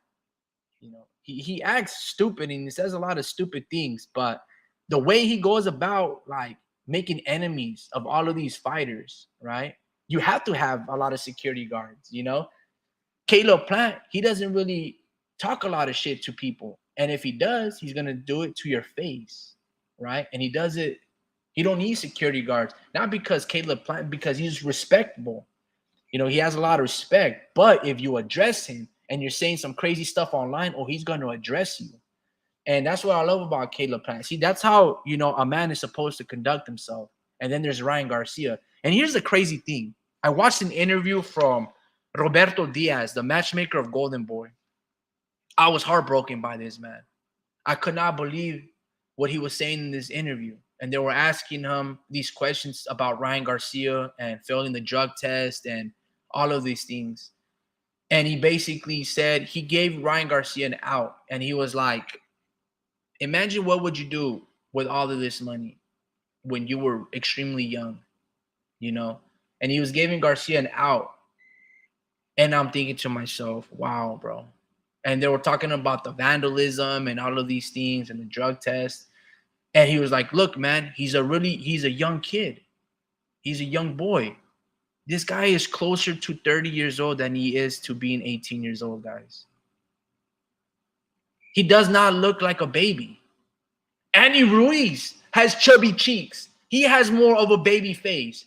Ryan Garcia has, adolescent looks. You know what I'm saying? Like, why do people think that Ryan Garcia is this kid? And I was like, what? I don't know, man. Like, what the freak has Ryan done in this world where he gets all these passes in life? You get what I'm saying? Like, I don't understand it, man. I don't understand it, you know. And when Robert Diaz was going about this, I was like, man, how dare you, bro? How dare you? I just didn't understand it, man. I was just like, why does the world want Ryan Garcia to succeed so bad? Look, I'm all in favor for people earning things the correct way. And if you're gonna take shortcuts, take shortcuts. But if you get caught, it's like this. Check this out. Robert Diaz said, imagine if you were Ryan Garcia and you enjoyed a lot of success, a lot of access to certain resources and a lot of money relatively quick at a very young age. So basically, let's say I played, the lottery ticket and I won a lot of money, right? And I won the lottery and it was the mega billions and I got $1.8 billion. You know what I'm not going to do? I'm not going to let you know that I won it. You know what I'm not going to do? I'm not going to be all vulgar and start trolling people. And I'm also not going to do is, excuse me, hold on. And I'm also not going to let you know that I won anything. Now, I might buy a house and I might buy a vehicle and, take some trips, but I'm not going to record these things because then I become a target of somebody to easily come up. You know what I'm saying? Like, if I have $1 million, let's say, for example, if I had $1 million in my pocket right now, right? You think that bro, what are you guys doing? If I had $1 million in my pocket, you think I'm gonna be showcasing it on Instagram Live and letting everybody know and be like, hey, yo, Larry, I got $1 million, bro? No, you're gonna be like, hey, what's your location? Oh, I'm over here, dude. I'm over here at this taco spot. Come meet me, bro. I got 10,000 for you. I'm not gonna do none of that. Like I'm gonna stay quiet and I'm not gonna be a mark, right? That's what I would do, Robert Diaz. So if I had Tank's ability, it had Ryan Garcia's left hook, and I had access to $40 million, you know what I'm going to do? I'm going to continue to invest quietly, meet with all these professionals, maybe build my own boxing venue and ring, my own boxing league, invest my money quietly, invest into the sport, make my own sanctioning body, make my own promotional company. You know what I'm saying? Like, I'm that's what I would do. Yeah, sure, I would probably go, after whatever Ryan Garcia is after, but I'm not going to be vulgar about certain things. I'm trying to preserve my life. I just got a rags to riches story. I just created generational wealth, right? I won the lottery ticket, like the mega billions. I don't know, man. But I was very disappointed in Robert Diaz in that interview. I was like, bro, not from him. Not from him. I couldn't believe it. Couldn't believe it, man. Let me read all these comments, bro. You guys are crazy right now. Let me see. Ryan's the toughest man on the planet when he's surrounded by 10,000 security guards. That's hilarious, Larry. Frank Martin was doing good. Everything you should do against Tank in the early rounds. I knew it was over once he started staying on the ropes. Absolutely. I agree, the Mexican G. I was very disappointed in Frank Martin in that. I was just like, you just can't do that, man. You just can't do that. It's only a matter of time before Tank lands a punch you don't see coming. And once that punch lands, Tank Davis is a beautiful closer. That dude is Brian Wilson, San Francisco Giants closer in the flesh. Tank Davis is a fucking monster, dude. His punch placement, dude, that I'm not gonna lie to you. Just because Manny Pacquiao throws a lot, like 1,000 punches per fight or whatever the case may be, but I think he hits harder than Manny Pacquiao. His left is better than Manny Pacquiao's left. Damn, dude, Tank's crazy. Then Crawford fans be the worst. They really think Crawford can pull an upset against Canelo. I take it back. Usyk 1, Canelo 2, Inoue 3, and Crawford 4. Yeah, that's a great list right there. That's a great top 4. I don't know if I don't think Crawford can beat Canelo. He has to do it properly. Go 154, go at 160, fight at 168. If you do that, then sure. But if you just go from 154 or 147 and just try to fight Canelo, it's just not gonna like. I think Crawford versus Jermell Charlo would be a close fight. Maybe Crawford beats Charlo, but I think that's a close fight. And you saw what Canelo did to Jermell Charlo. I'm not saying Crawford can't beat Canelo. I'm just saying that Crawford has moved his whole career in a very strategic way. 135, undisputed at 140, became a champion at 147, beat all these dudes, then he became undisputed at 147. He didn't just go from 135 to 154. So I don't know why Crawford has this, I don't know, not pressure, but why does he want to do something that he's never done in his career? From 147 and skip 30 pounds just to get into the Canelo sweepstakes. Crawford has always done things the correct and the proper way. Fighting Canelo is an anomaly. Like, that's such a leap that Crawford really doesn't take. He's very strategic. And I don't know where that type of, like, why he's driven by that. You know what I'm saying? Like, it's very strange. I don't know. Adi Medi goes, Trayvon Martin, like Joe Biden said, you must not be black, especially if you're not backing Crawford. Man, oh my God, you guys are going to go back and forth. Crawford is number 1. Usyk is number 1. Man, you call him Trayvon Martin. Man, that was low, dude. That was low. He's Frank's son. Real Ukrainians would say Usyk is 1, and you're not from the Ukraine. Yeah, man, I would say, look, Usyk should be number 1, but I always exclude the heavyweights, even though he's not a career heavyweight, because, you know, he became undisputed at cruiserweight, but we acknowledge that the heavyweights are the best, right? The pound for pound list was, you know, for the little men. It was invented for the little men. So I always keep it like a little man prize. Usyk being undisputed as a heavyweight lets me know that he's the best boxer in this planet, the best fighter in this planet. You know, he just beat a guy in Tyson Fury that was like 50 pounds heavier than him, 6 inches taller than him, and like another 6 inches in arm length ranger than him. And that's who he beat. Like, I don't have to say that he's pound for pound number 1. I already know he's the best. Then it's everybody else. You know what I mean? Speak Ukrainian, damn it. Type in Ukrainian language, Trayvon tells Adi. I play the ukulele. It's the best I can do, you fake troll. Stop lying and saying that you're from the Ukraine, man. Let me see. I'm trying to read this fast. I am from the Ukraine. All people here can be witness. Just type in the Ukrainian language then. And then he does. Ryan is a princess. Lay off him, Ricky. yeah, Larry. Like, look, man. Like, I like Ryan Garcia. I like the fights that he took with Tank. You know, I'm not the biggest advocate of all those stipulations and rehydration clauses to weaken oneself. I'm not the biggest fan of that. But I know that he's willing to fight all these guys. You know, Ryan would fight Lomachenko. Ryan would fight Shakur. Ryan would fight Teofimo Lopez. Ryan is crazy enough to fight these guys as well as he should. He's a 15-time national champion. You should have the skills and the heart and the IQ to be able to beat and be confident in your ability to beat all these dudes. I get it. But I just don't like his, like, even if I don't really be following these dudes like that outside of the sport of boxing, but they're so evident like everywhere around. I can just be scrolling down football feed and he'll pop up and it's like, oh, here's another thing that Ryan Garcia said. To you guys' point, what do you guys think about that? You know, I don't know, that fight between him and Caleb Plant. I'm just like, what did he do to Caleb Plant? I had to do some research. I'm like, oh, here we go again, talking about another man's wife.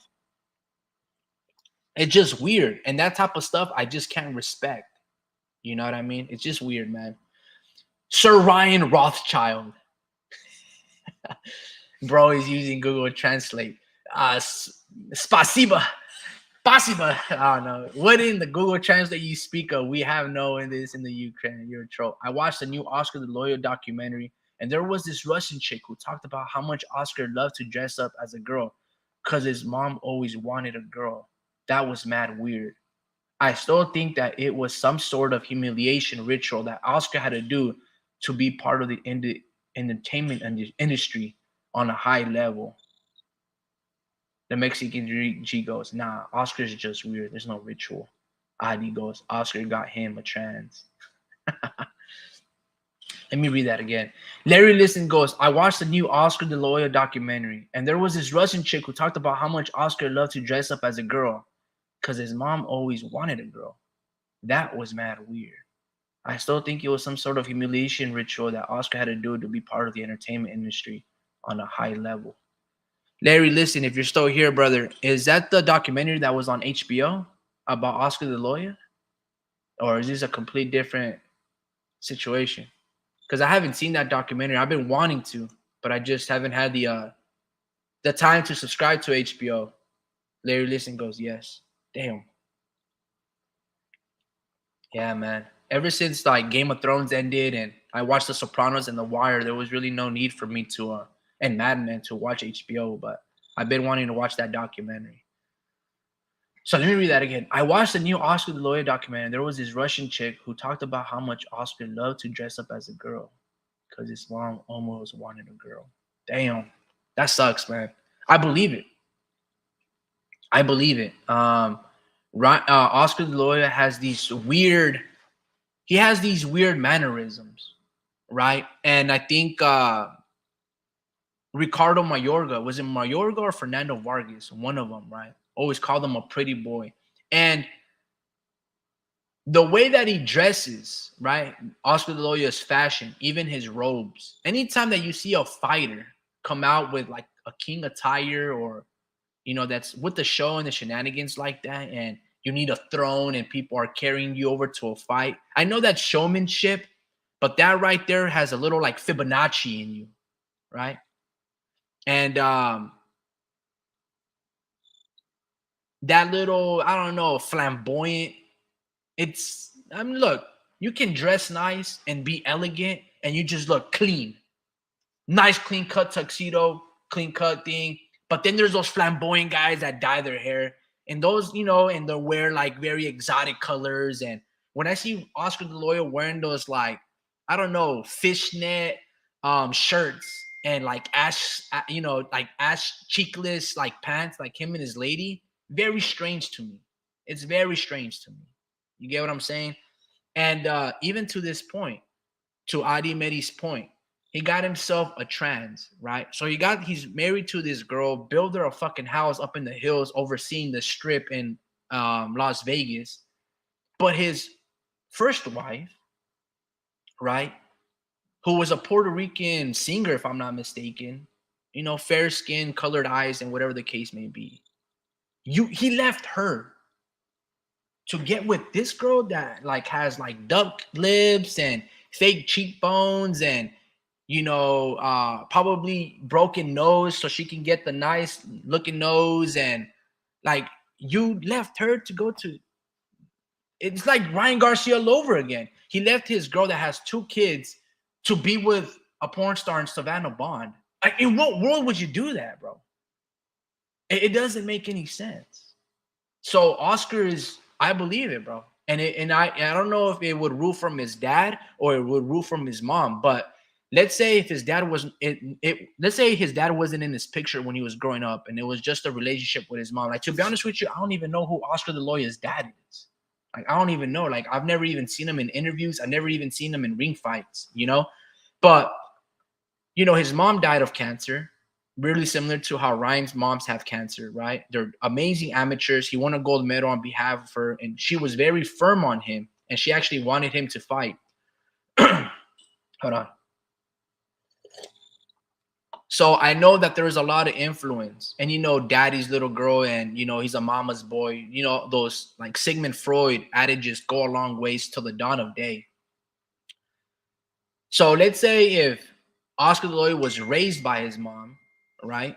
Let's say Oscar the Lawyer was raised by his mom, and you know, when she's putting on makeup, Oscar's playing with lipstick and all of these things, and she dresses him up and stuff. I can see why Oscar, from a young kid, would be like that as an adult, you know.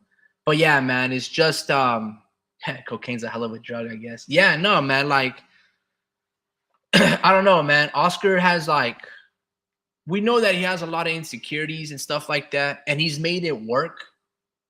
But yeah, maybe besides that Buffalo Bill and Silence of the Lambs scenario that Russian chick accuses Oscar that loves to dress up as a girl. Is it a really good documentary, Larry, or is it just like, or is it too like detailed where you're like, nah, bro, you should not watch it because it's quite gross. Because you know HBO, they get down on their productions and their storytelling. So and also, are there new stuff that we don't know about Oscar, or is it everything, or is there much more? Because supposedly it was supposed to be a great documentary, and HBO love Oscar the Lawyer. It's kind of crazy, yo. What?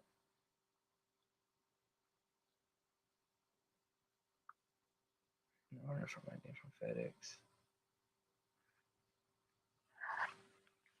He said Buffalo Bill. Yeah, no. Trayvon goes, De La Hoya's dad is mafia. Yeah, interesting. I've never actually even cared to look into that information. I wouldn't be. I wouldn't be surprised though. But that's crazy. The Mexican G goes, Caleb Plant is a fake tough guy. He didn't do shit when Canelo smacked the glasses off him. Yeah, I know, man. That was crazy. What do you mean? Caleb Plant, Canelo pushed him first because he called him a mother flipper. And then Canelo pushed him. Then he tried to pimp walk him, and he kind of like slapped him a little bit. And then Canelo went ta ta ta. That was crazy. That was badass. The Mexican G's last at the Buffalo Bill. It's a two-part. First part is great. The second part is weird and about him dressing up and his downfall. The first part is just about boxing. Wow, they did a two-part documentary on Oscar the Lawyer. That's crazy. For many times, my mom wanted me, because I went to school for filmmaking and editing and production and all these things, right? Camera works and lighting and studios and all that nonsense, you know. And my mom was like, Isho. She was like, go email Oscar the Lawyer and ask him if you can do a documentary about it. She's been telling me this for like 10 years. And I think one time I did reach out to her, but I got no response. I was told my mom, I was like, I don't know, mom. I don't know if Oscar will allow me to ask some hard questions. You know, I know he'll let HBO know, but I don't know if he's gonna just let a stranger know. You know, imagine like asking like one of the faces and pillars of the sport of boxing, a 1%er, and asking them all these tough questions and inciting questions that you are interested in knowing about, and you'd be like, man, who the fuck are you, bro? You're supposed to be promoting me, not supposed to like trying to expose me. But yeah, no, man, it's interesting. Yo, what's going on, Trayvon? You never have to retract the message, man. You're good, bro. It's all for good. Yeah, no, I might have to watch it, man. But yeah, I mean, but if it's like the Silence of the Lambs type of documentary, Larry, I mean, you're saying the second part is very strange and weird. I'm not really trying to see some eyes wide shut situation, man. Like, I already know Oscar's a strange dude, you know. But yeah, all right, man. I don't know if Speed is going to talk about this, but Turkey Island Sheik. Oh my goodness. My mom always wanted a boy, but unfortunately, she got a cisgender, non-binary, two-spirit, bisexual, trans female. It's unfortunate, Adi. You know. Oh man. Um, Turkey Ali Sheik. So apparently, I don't know if this is true, but Warp Speed is a big fan of Turkey Ali Sheik. And he was telling me that he's interested in buying the four main promotional companies. Man, you guys are funny, bro. Oscar is fewer than a fruit roll up. I love fruit roll ups, man. Don't ever put those two together, man. I respect Oscar in terms of what he did as a boxer, but man, dude, it's tough, man. It's tough to support these guys and the way they behave outside of it. It's like, man, can you guys just be normal? Can't you guys just live a boring Monday life and teach us how to catch fish and stuff like that? Anyway, Turkey Ali Sheik wants to buy the four main sanctioning promotional companies out there, right? Matchroom, Top Rank, Golden Boy, Queensberry, right? I'm actually not against it. I'm in favor of it. Hopefully he does because I've been wanting that for a really long time. When you have one main company, right? The NFL, NBA, Major League Baseball, La Liga, when you have one main like CEO, you can have these branches of government, right? So if Turkey Ali Sheik had a boxing league, and then there's four divisions, kind of like in football, there's the NFC, AFC, NFC West, AFC West. So let's say Eddie Hearn is, one of the CEOs of this company, Oscar CEO, and all of these. They all answer to Turkey Ali Sheik's vision because he's the one putting up the money. He's the one trying to essentially that eliminates all sanctioning bodies because Turkey Ali Sheik would essentially create his own UFC league. Therefore, he would need to create his own UFC title, one title per division, right? That all of these other four promotional companies have to answer to him, right? He's the one fronting up the money. He's the one creating all these, paying all these. And that allows for a union to be made. That allows for, initial public offerings. That allows for stockholders. That allows for possibly healthcare and medical care and maybe like a CalPERS or a 401k to these boxers if it's run properly, right? So Turkey Ali Sheik can make this happen if he were to buy out those main contracts of those promotional companies. Bob Arum can still run his crop of fighters like Eddie Hearn could, but they would all have to answer to Turkey. If Turkey were able to pull that off and run it properly, like all of these other major companies in sports that are doing it, this could save boxing and we can possibly get boxing on local channels all over again if run properly. One of the things I'll give credit to Turkey Ali Sheik is first and foremost, he's a fan of the sport. And two, he's willing to promote the sport in a very unique way where he gets it. When we talk about shows, he doesn't just bring good main events and undisputed matchups. He's also puts like rappers and he makes like, in the segues where he's adding filler, he puts on a concert and the stages are great. The ring comes from underneath, the shutters open and the ring rises. You know, that stuff goes a long ways for production. And then when he went about making that Francis Ngannou, Anthony Joshua Street Fighter computer game online, that goes a long way. I don't know how many people played it, but imagine if you were to make video games of boxing all over again. Those little promos that he did taking Guy Ritchie, Lock, Stock, and Two Smoking Barrels, what he did with Eddie Hearn and Frank Warren and Raymond Ford and Nick Ball. Those promos go a long way, turning Deontay Wilder and Joseph Parker into zombies. That's what those need. That's good promotion. Now just organize your league like your promos. If he's able to do that, and he has the backing and the money and things of that nature, that's going to benefit the sport of boxing. When you have one league and you answer to one commissioner, Turki Al Sheikh, and all of these owners of these companies have to answer to him, that's amazing. Because then you have no situation where, let me put it to you like this, right? In boxing, everybody talks about it's corrupt and whatever's. But look at it like this. In boxing, fighters have to answer to sometimes their managers, their promoters, Boxers have to answer to sanctioning bodies who you can or cannot fight. You have to pay a certain fee to the sanctioning bodies to get listed. These 4 different sanctioning bodies have 4 different top 10 fighters. For example, if I want the path of least resistance, I fight for the WBO. I don't pay for the WB sanctioning fees.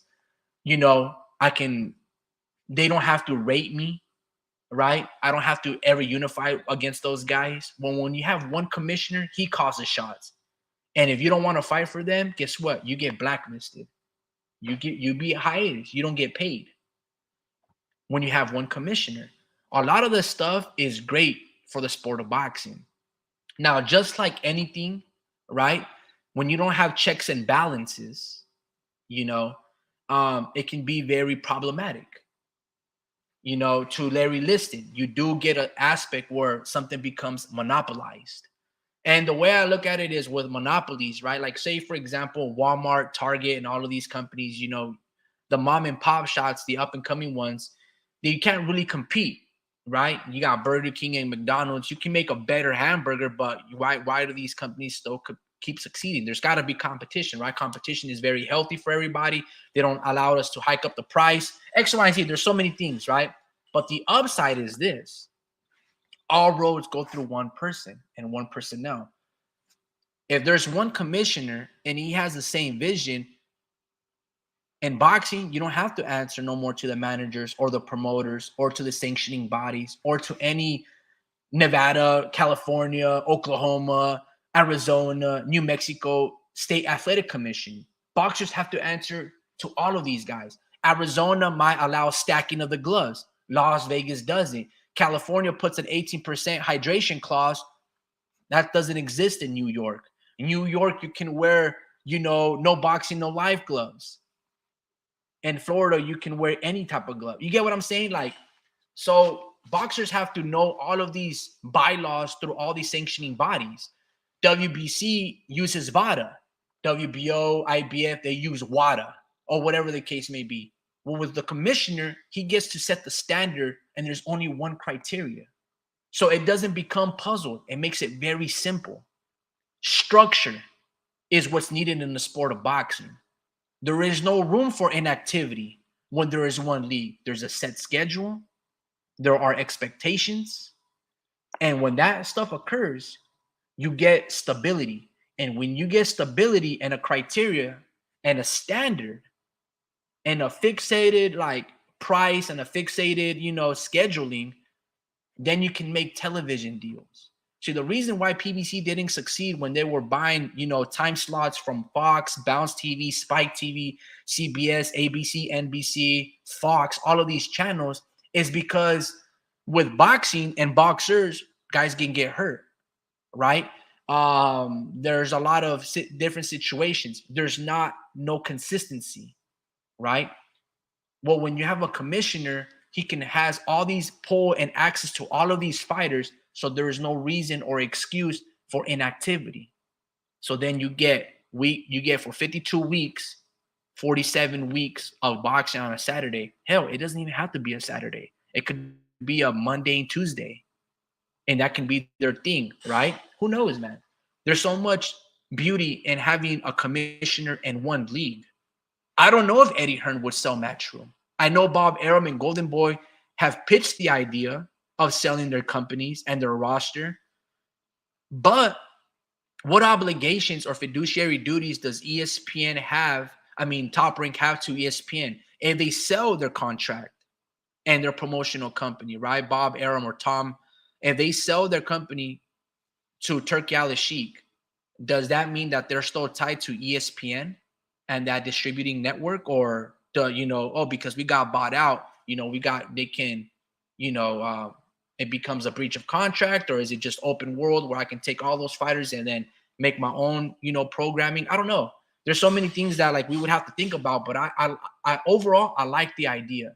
I'm not too sure if he's willing to buy all of those companies, but if there's one man to do it, I think Turki Al-Sheikh should. It would be different, but I think it would behoove the sport of boxing for that to happen. I think at first Turki Al-Sheikh was trying to get in how he can fit in, and that was by giving us exhibition matches with like Logan Paul and KSI's. but I think he noticed that that was mockery and not real boxing. But it was just to make a splash, like how Eddie Hearn came out with DAZN and be like, I got $1 billion transatlantic deal, or whatever the case may be. I'm gonna get all of these fighters from PBC. I got $1 billion budget. It was just to make news and headlines. Oh, we just signed Canelo 365 million. Well, Turki Al Sheikh was like, I can't get these fighters, but I can get Logan Paul and make splash hits, and then eventually get those intricate historical fights like Usyk versus Fury, Bivol versus Beterbiev, and now people are realizing, okay, that was the vision. So overall, it looks like Turkey is trying to do a lot of good, and I'm all for it. Let me read a couple of these comments.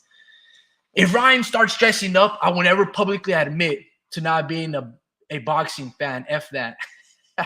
He's already dressing up weird, dude. Like, ID goes, Ryan is religious. He won't ever cross-dress. He's connected to the Most High. The Mexican G goes, honestly, I think we will see Tank cross-dress before anyone. Bro, there's like some little like clips on YouTube or whatever where this dude is like, I don't know, bro. Tank be doing some funny shit too. Truly blessed, highly favored. Oh my goodness. Let me yeah, man, I knew you was a fan of that. Where's that? Truly blessed, highly favored. Bro, I can't believe that he went on like tour off that song. That's crazy. Truly blessed, highly favored, bro. He made a rap song. I'll tell you this, and we talked about, but like Ryan's level of engagement with his fans, and to maximize a moment, this will be Ryan Garcia's highest moment in his boxing career. That performance that he did against Devin Haney. That's hilarious. Tank already paints his nails and wears purses. Yeah, man. Strange, huh? Turkey has smaller hands than my 11-year-old niece. Bro, man. The Mexican G, Larry Liston, and El Pachuca, bro. You guys have these amazing one-liners. Did UFC monopolize the sport? Did monopolizing the UFC as a sport hurt or help the sport? I'm not so sure what Turkey is doing is good for the sport. Yeah, man. At first, I was very skeptical, Larry. I was very skeptical of Turki Al Sheikh. I was like, nah, man, this dude is just getting all the best fights, right? Over inflating the market, paying these fighters money that the market doesn't demand for them. And what that happens is basically what the PBC were doing, you know? So I was like, I was very skeptical about Turki Al Sheikh. But I think now he's coming through with honest intentions. Again, it's hard to say that, you know, but I'm willing to give him a shot, man, because what he's been doing so far, at least in the last couple of fights, I'm not the biggest fan of the baddest man on planet, you know, Francis Ngannou versus Tyson Fury, or Anthony Joshua versus Francis Ngannou. That's what the fuckery. Like, I don't need to see stupid shit like that. As a boxing fan, I get it. Like, whatever's. And I know things that's always been like Oscar De La Hoya fought Shaq O'Neal to see who was the most dominating athlete at the time. But like, I don't really care for that stuff. But I know it brings interest. And I also didn't like how he was only having like the 1%ers attend these magnificent fights. I'm like, bro, Tyson Fury versus, let's say, Anthony Joshua, or Tyson Fury versus Usyk should be in the UK. It should not be in Saudi Arabia. Like, the local fans should be able to support their fellow countrymen, not Cristiano Ronaldo and all these dudes that don't even know about boxing. Like, why do they get those fucking rights and privileges? And then they don't even have to pay for their ticket. You're just buying that for like ad revenue time. You know what I mean? So I was like, this dude is an elitist. He don't care for the common folk. Maybe he doesn't. I don't know. We'll see how he does on this fight, August the 3rd, with Bud Crawford and all these dudes. We'll see. But yeah, I agree. Turkey has very small hands. And you know what they say about small hands? Tank has sugar in his tank, but has a cute personality. No Diddy. Bro, what are you talking about? Oh my God, I can't believe I read that. I got my own theory on what's happening, but too much text for the phone. Top Rank is selling to Endeavor. Ricky, that's what I was told from a friend of mine who's in the know, and it could happen this summer. Yeah, man. I mean, look, I would say this. How do I put it to you like this, man? I don't know. I would like to hear your own theory. I don't mind, bro. You know, I can wait like 10 minutes if you write like 5-10 paragraphs. I'm all right. I got time on my hands. But yeah, I mean, the way I look at it is like Turki Al Sheikh is trying to create his own Las Vegas, right? He's trying to popularized over there in Saudi Arabia, you know, bring in hotels, revenues. He's trying to make it like Dubai, essentially, right? And get everybody to go over there, and that becomes the new Hawaii, the new travel destination, and all of these things. That allows for a lot of gentrification, that allows for a lot of exploitation, a lot of job openings and creation for his people, right? And then from like a political, I mean, look, there's so much aspect, depends on which aspect you want to look at it from like a social economical standpoint, or just, but that's like a bigger, larger animal, right? And we're just talking about boxing and Saudi Arabia and money generated. I'm all in favor of one like entity, right? One commissioner, one branch of league, not 4 or 10 different simple identities that, you know, they never want to fight one another because you made fun of me and you crack jokes and you mock me trying to use tones like Eddie Hearn would, you know, sound like Richard Schaefer and all of these things. You know what I'm saying? Like, I think that's funny. But, you know, a lot of the people get really upset by the name calling, Shirley Finkel, Shirley Winkle, and all of these things. And then people no longer start doing business with you. You know, when one guy just, you know, spicing and adding some sazzle dazzle to, like, I don't know. I feel like that stuff is okay. But then people get really upset and butthurt, and then they stop doing business with one another. At the end of the day, I've always looked at it like this: money talks, right? And I always look at it like, put your differences aside and let's make money and break bread together. One of the biggest missed opportunities was Joshua and Deontay Wilder. I don't care whose fault it is. I don't care who wins. But what I meant was both of these guys at the time were undefeated, and one of those two guys could have been undisputed, right? To this point where I don't even think we're ever going to get that fight. Yeah, we would probably favor Joshua then as we favor Joshua now. But the point remains is these guys were undefeated. One of them could have been undisputed, could have been a trilogy or a rematch. But the point remains is that we missed out on so many great fights during a certain period of time because these two did not want to play ball and get along with one another. There are plenty of other fights, right? Well, when you have one commissioner paying you 150 million guaranteed, not just a term sheet where it's just promised on paper, like, where's the money on escrow? Well, you don't have to have that self-doubt with Turkey Al-Sheikh. That money is real. Blood money, diamond money, with oil money, it don't matter where it came from. You know it's there and it's going to you. No questions asked. With Turkey Al-Sheikh and the commissioner, you get that. Without it, you never get Deontay Wilder versus Anthony Joshua. So I guess that's the type of time that I'm on, you know. Benavidez, Adi Medi goes, David Benavidez, I'm making my own path at 175. Fuck Canelo. I do not want to talk about him, is what David Benavidez said on his press conference. I don't want to answer any more questions in regards to Canelo. I'm making up my own career. He fights Volzdig. David Benavidez, I'm going to activate my WBC mandatory against Canelo. I thought it was against, he became a WBC mandatory for Artur Beterbiev. That's funny though. Yeah, no, it's, yeah. Look, I want to see David Benavidez call out Jaime Munguia. David Benavidez versus David Morrell. Fight those guys, bro. Like, you still have a lot of great fights in you. Go fight Zurdo, you know? Yeah, man, fight Jaime Munguia. That'd be a great fight. Why is DraftKings sponsoring every major event and even most on the boxing media?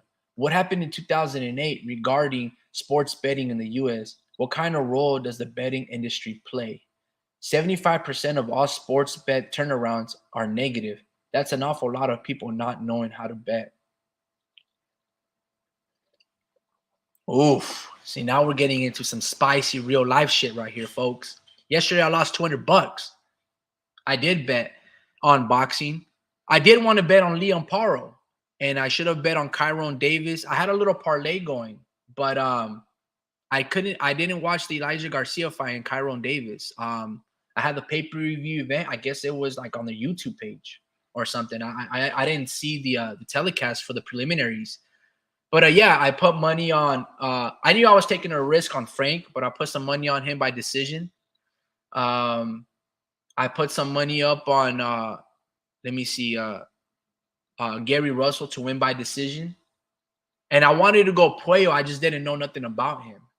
And I just want to go against Tank because there's gonna be a Dimitri Bivol one day that's gonna upset Tank. Maybe I'm wrong. Like I said, I should stop betting on him. But I lost a little bit of money yesterday, which fucking sucked. And I should have just put it on Liam Paro, but it is what it is. But yeah, to your point, Larry,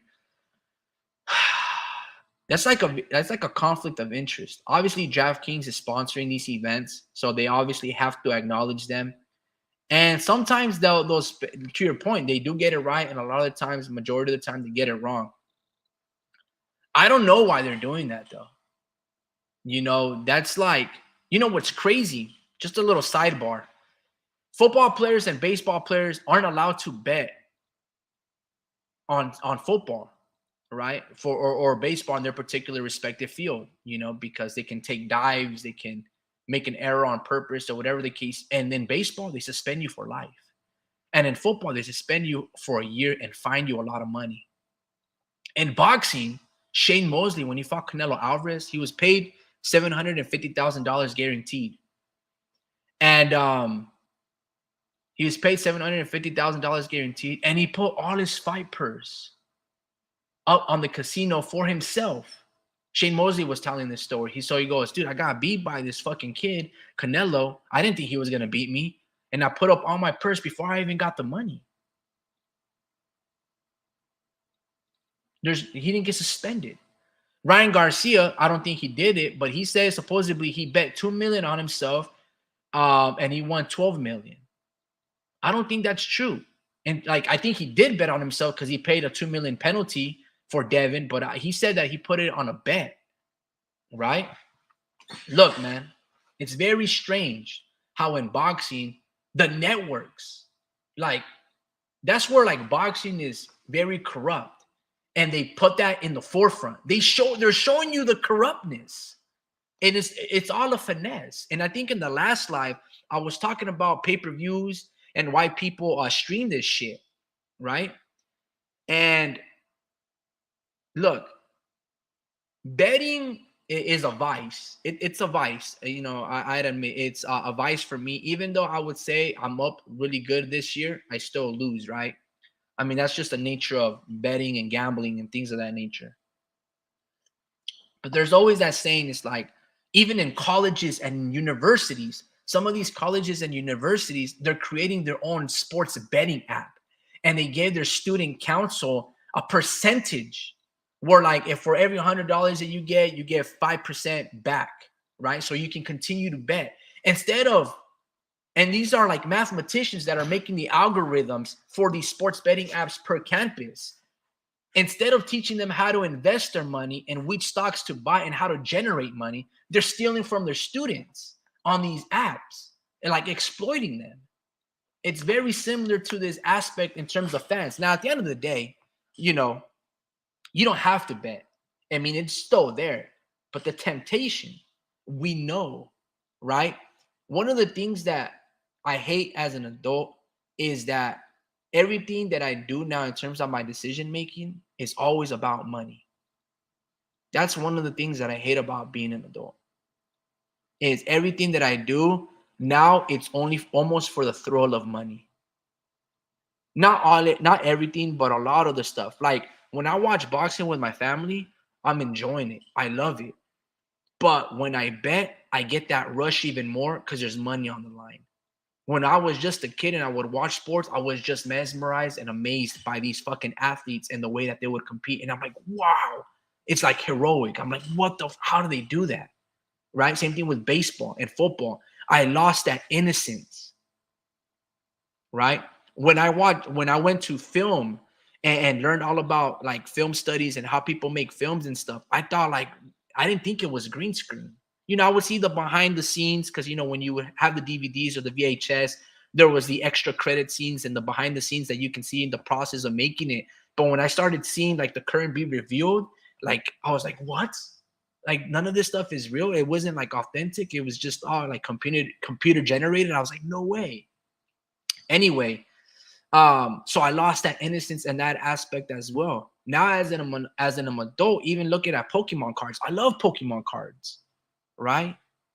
But when we were kids and we would collect toys, we would destroy the toys. We traded cards without even second guessing the value and the importance. Now, as an adult, oh man, this is a collector's edition. Preserve this, save this, grade this. It can be worth a lot of money. Rather than like, dude, this is a badass card. We ripped 100 packs just to get the chase card, and dude, that shit was fun. And I have a little bit of that thrill, but it's now like, oh, protect that. Like to that thing, I hate that aspect about myself. And I'm sure you guys have that same aspect too. It's like, man, it just becomes everything is about money decision making. Now, I'm not saying like just to have a lavish taste and an expense, but I'm just saying like those innocent things that I would just love as a child, sports and collectibles, and just play with them without second thinking. Like now I keep some of my badass toys in their package. Maybe take them out once, but then instantly put them back in their package. And I'm like, man, I became one of those.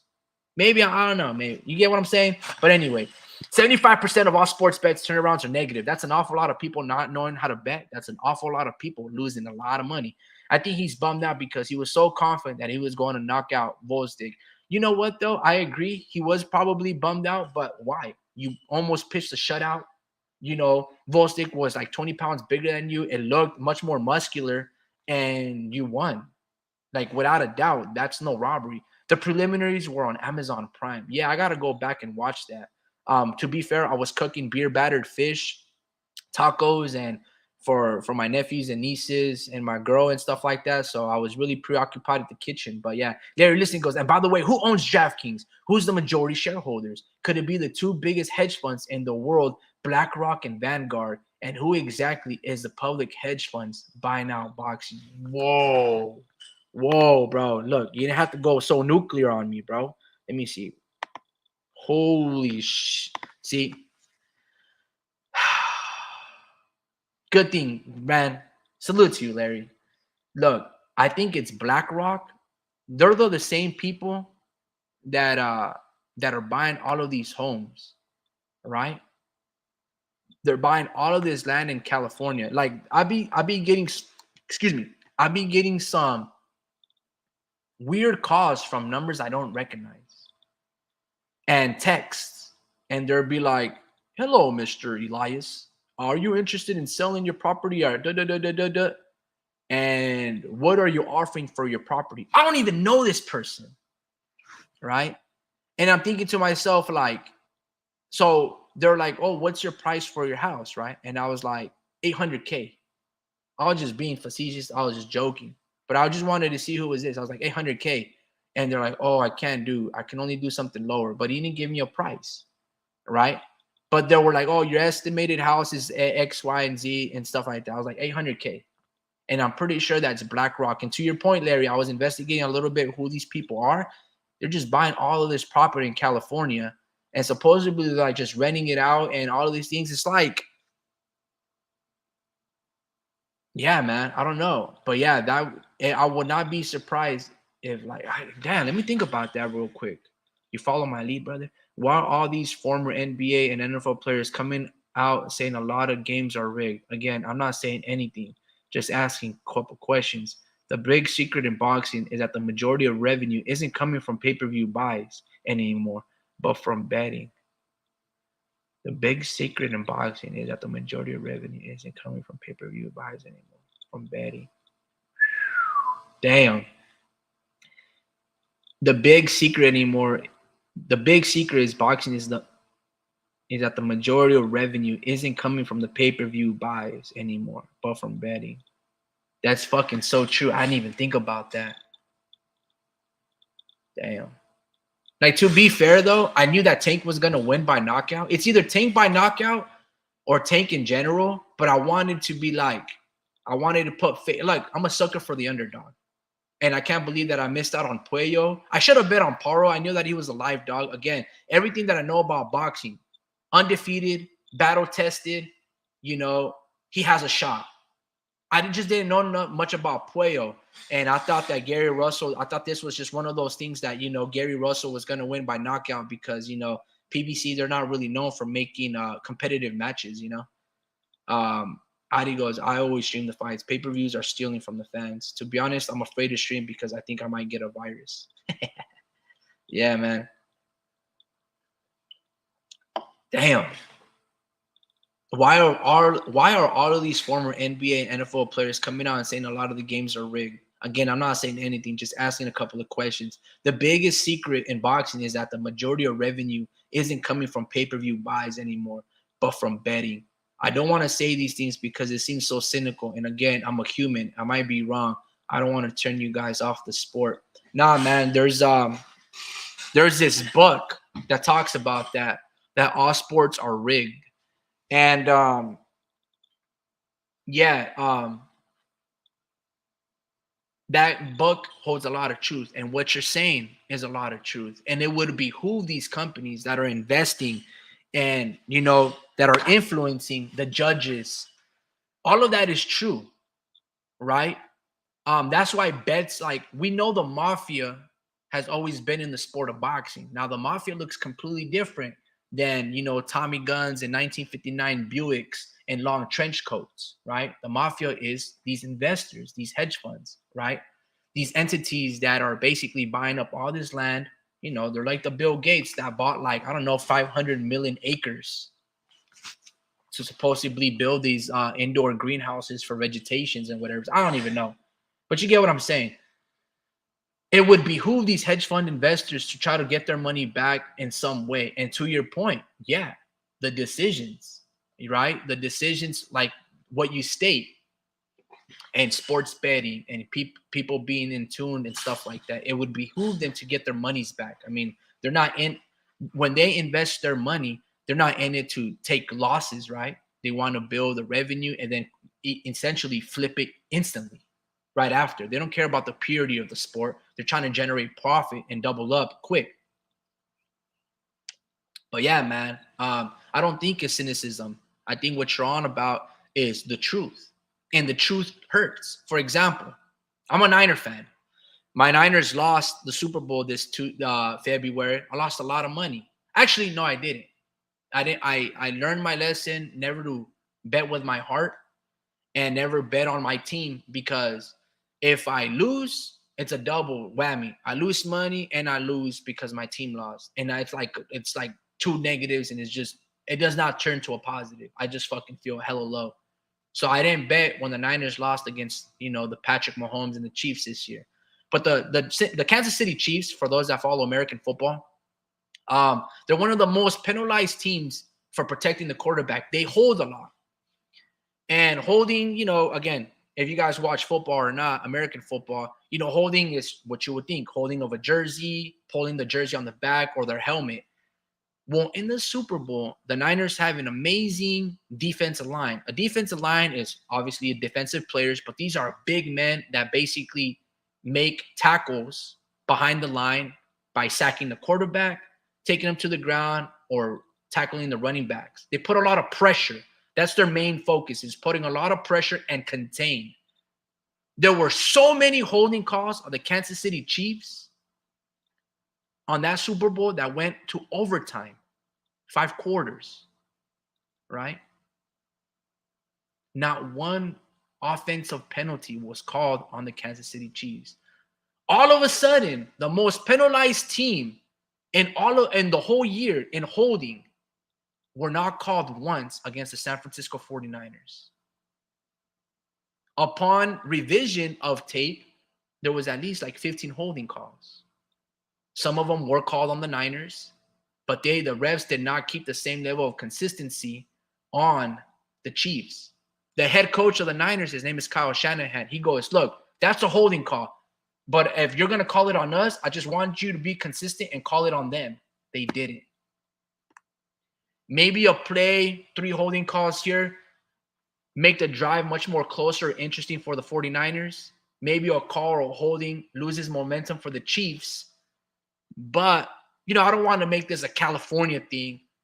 But in the United States, all essentially damn near every 49 other states, ironic, we're the 49ers, but the rest of the 49 out of the 50 states here in the United States, they despise and hate California and Californians. They just do, right? And to your point, Larry, there's a lot of people investing, and they've changed the rules in sports and in American football so all of these records can be broken. Records be broken means jersey sales go up, more consumerism goes up, more betting goes up, and they all, records are meant to be broken. So what football have done is they extended the football season. They added basically two more additional games to the regular and playoff, and they've downplayed the sport from a defensive standpoint where you can't be as physical. So the offensive team scores all of these touchdowns. They throw all of these passing yards and rushing yards, and they break the records that are damn near unbreakable of years in the past, where these athletes back then did it like in 4 games less and still put all these historical, if not comparable numbers with teams now that have 4 additional games to be able to break those records, right? For example, Tom Brady, he has 7 Super Bowl rings, but there's this up-and-coming quarterback, very young. His name is Patrick Mahomes. He's already halfway there. The NFL would cater to this player and that Kansas City Chiefs so they can continue to win. Why? Because they want to break Tom Brady's record. The more they break records, the more jersey sales go up, the more relevance, endorsement deals, all of this money circulates to the NFL.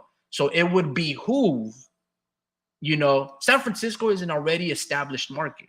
California has a big population. There's a lot of San Francisco 49er fans, X, Y, and Z. They're already established. So it would behoove all these other little smaller markets, Cleveland, Ohio, Indianapolis Colts, all of these companies from these other states to get really popular, because you want to have like big ass like conglomerates, so to speak. Like you want these big old corporations to succeed and have these diehard fan bases, because to your point, money comes in, money comes out, and all of those hedge fund investors and companies and such of those natures, they profit much more. The bottom line gets met trifold. You become much more influential, and NFL already is here in the United States. But to California, they always hate on California, right? They hate our politics. Basically, it's a microcosm of its people, because how we vote, the Democrats, all of that, it trickles down to sports as well. So that's where the influence comes from. I don't think it's cynicism at all. I just think it's a lot of truth. And when you start to see the current be revealed, Larry, absolutely, man, it does corrupt our level of thinking.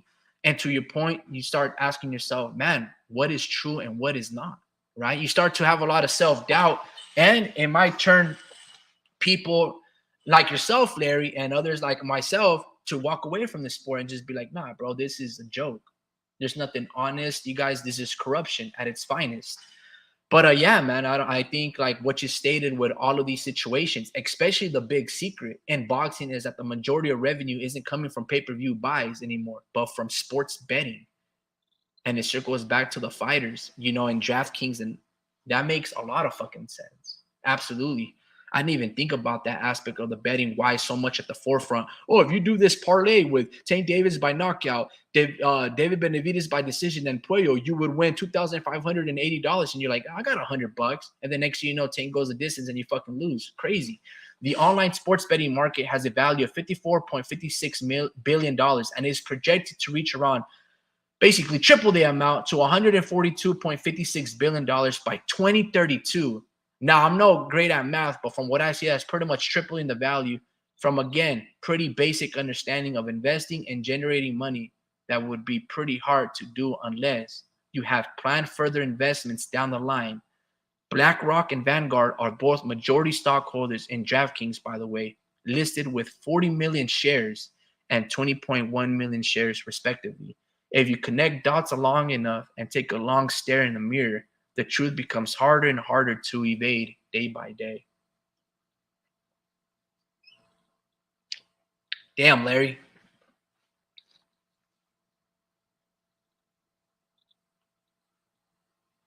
Yeah, that is my question is now is like everyone talks about the script. What's the script, right? And we just got to know the algorithm. It almost thinks to myself, it's like, do the casinos, yeah, it's very deep stuff, man. It's like again, when you start throwing out those numbers, it really makes sense. Now you just got to figure out, like, for instance, do the casinos win on the underdog, or do the casinos win on the house or the favorite fighter, right? Because, like, for instance, like Alberto Puello upsetting Gary Russell, right? Leon Paro upsetting Matias. That's not good for the zone. That's not good for Eddie Hearn. I mean, he just signed, right? He just signed Matias, and it was a fight in his hometown in Puerto Rico. This was supposed to be like a really good fight, but a big splash for him. So I know the casinos, like, for example, when I deposited the $200, they took $10 away from me from the transaction fee. That's just their calling price. It's $5 if I put on 100. But yeah, so I'm just thinking to myself, like, damn, bro. Holy snap. Larry's listing goes, it doesn't always have to be a script. If a fighter is dehydrated and can't fight beyond 5 or 6 rounds, he's pretty much done. Some fights are sparring sessions at 50% with a predetermined winner. Others are straight out dives, like a majority of Wilder's fights. Helenius and Malik Scott, for example. Yeah, for sure. Yeah, the play at Deontay Wilder, that was one of the most evident situations, right? And so that one makes a lot of sense, and I'm sure, they wanted Tyson Fury to upset Alexander Usyk. I mean, who doesn't want Tyson Fury versus Anthony Joshua to take place in the UK, right? And then you have the color aspect, white versus black, two UK guys. It's going to sell out in London. They don't want Usyk because you can't sell a Usyk versus Joshua for a third fight. People are much more intrigued with Fury still versus Joshua, even Wilder versus Joshua. But the fact that Wilder continues to get beat convincingly, by Joseph Parker and Zhang, you can't really sell that to the public guy, But yeah, no, damn, folks, let's read that again, bro, because Larry's cooking right now, man. And by the way, who owns DraftKings? Check this out, bro. 75% of all sports bets are negative. That's an awful lot of people are not knowing how to bet. It's an awful lot of people losing money. By the way, who owns DraftKings? Who's the majority shareholders? Could it be two of the biggest hedge funds, BlackRock and Vanguard? Why are these former NBA and NFL players coming out and saying a lot of the games are rigged? Again, I'm just asking the questions. The biggest secret in boxing is the majority of the revenue isn't coming from pay-per-view buys anymore, but from sports betting. I don't want to be and sound cynical, but I might be wrong, and I don't want to turn you guys off on the sport. The online sports betting market has a value of $54 billion and is projected to reach $142 billion by 2032. That's triple. BlackRock and Vanguard are both majority stockholders in DraftKings, by the way, 40 million to 20 million. You connect along the dots, it becomes harder and harder to evade. Everyone was betting on Tank by TKO in the 9th through 12 rounds. What happens? He wins in the 8th round.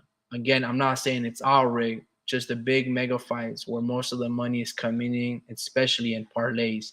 They love screwing that up by either paying the judge or making guys take dives. In the mega fights, always bet the outcome that you expect. Less people are betting on. Again, look at it from a point of view that might be staged in a game fight. Yeah, man, I'm not even going to lie to you. I love parlays. I usually bet really small and try to win big. To your point, when I bet big, that's when I lose.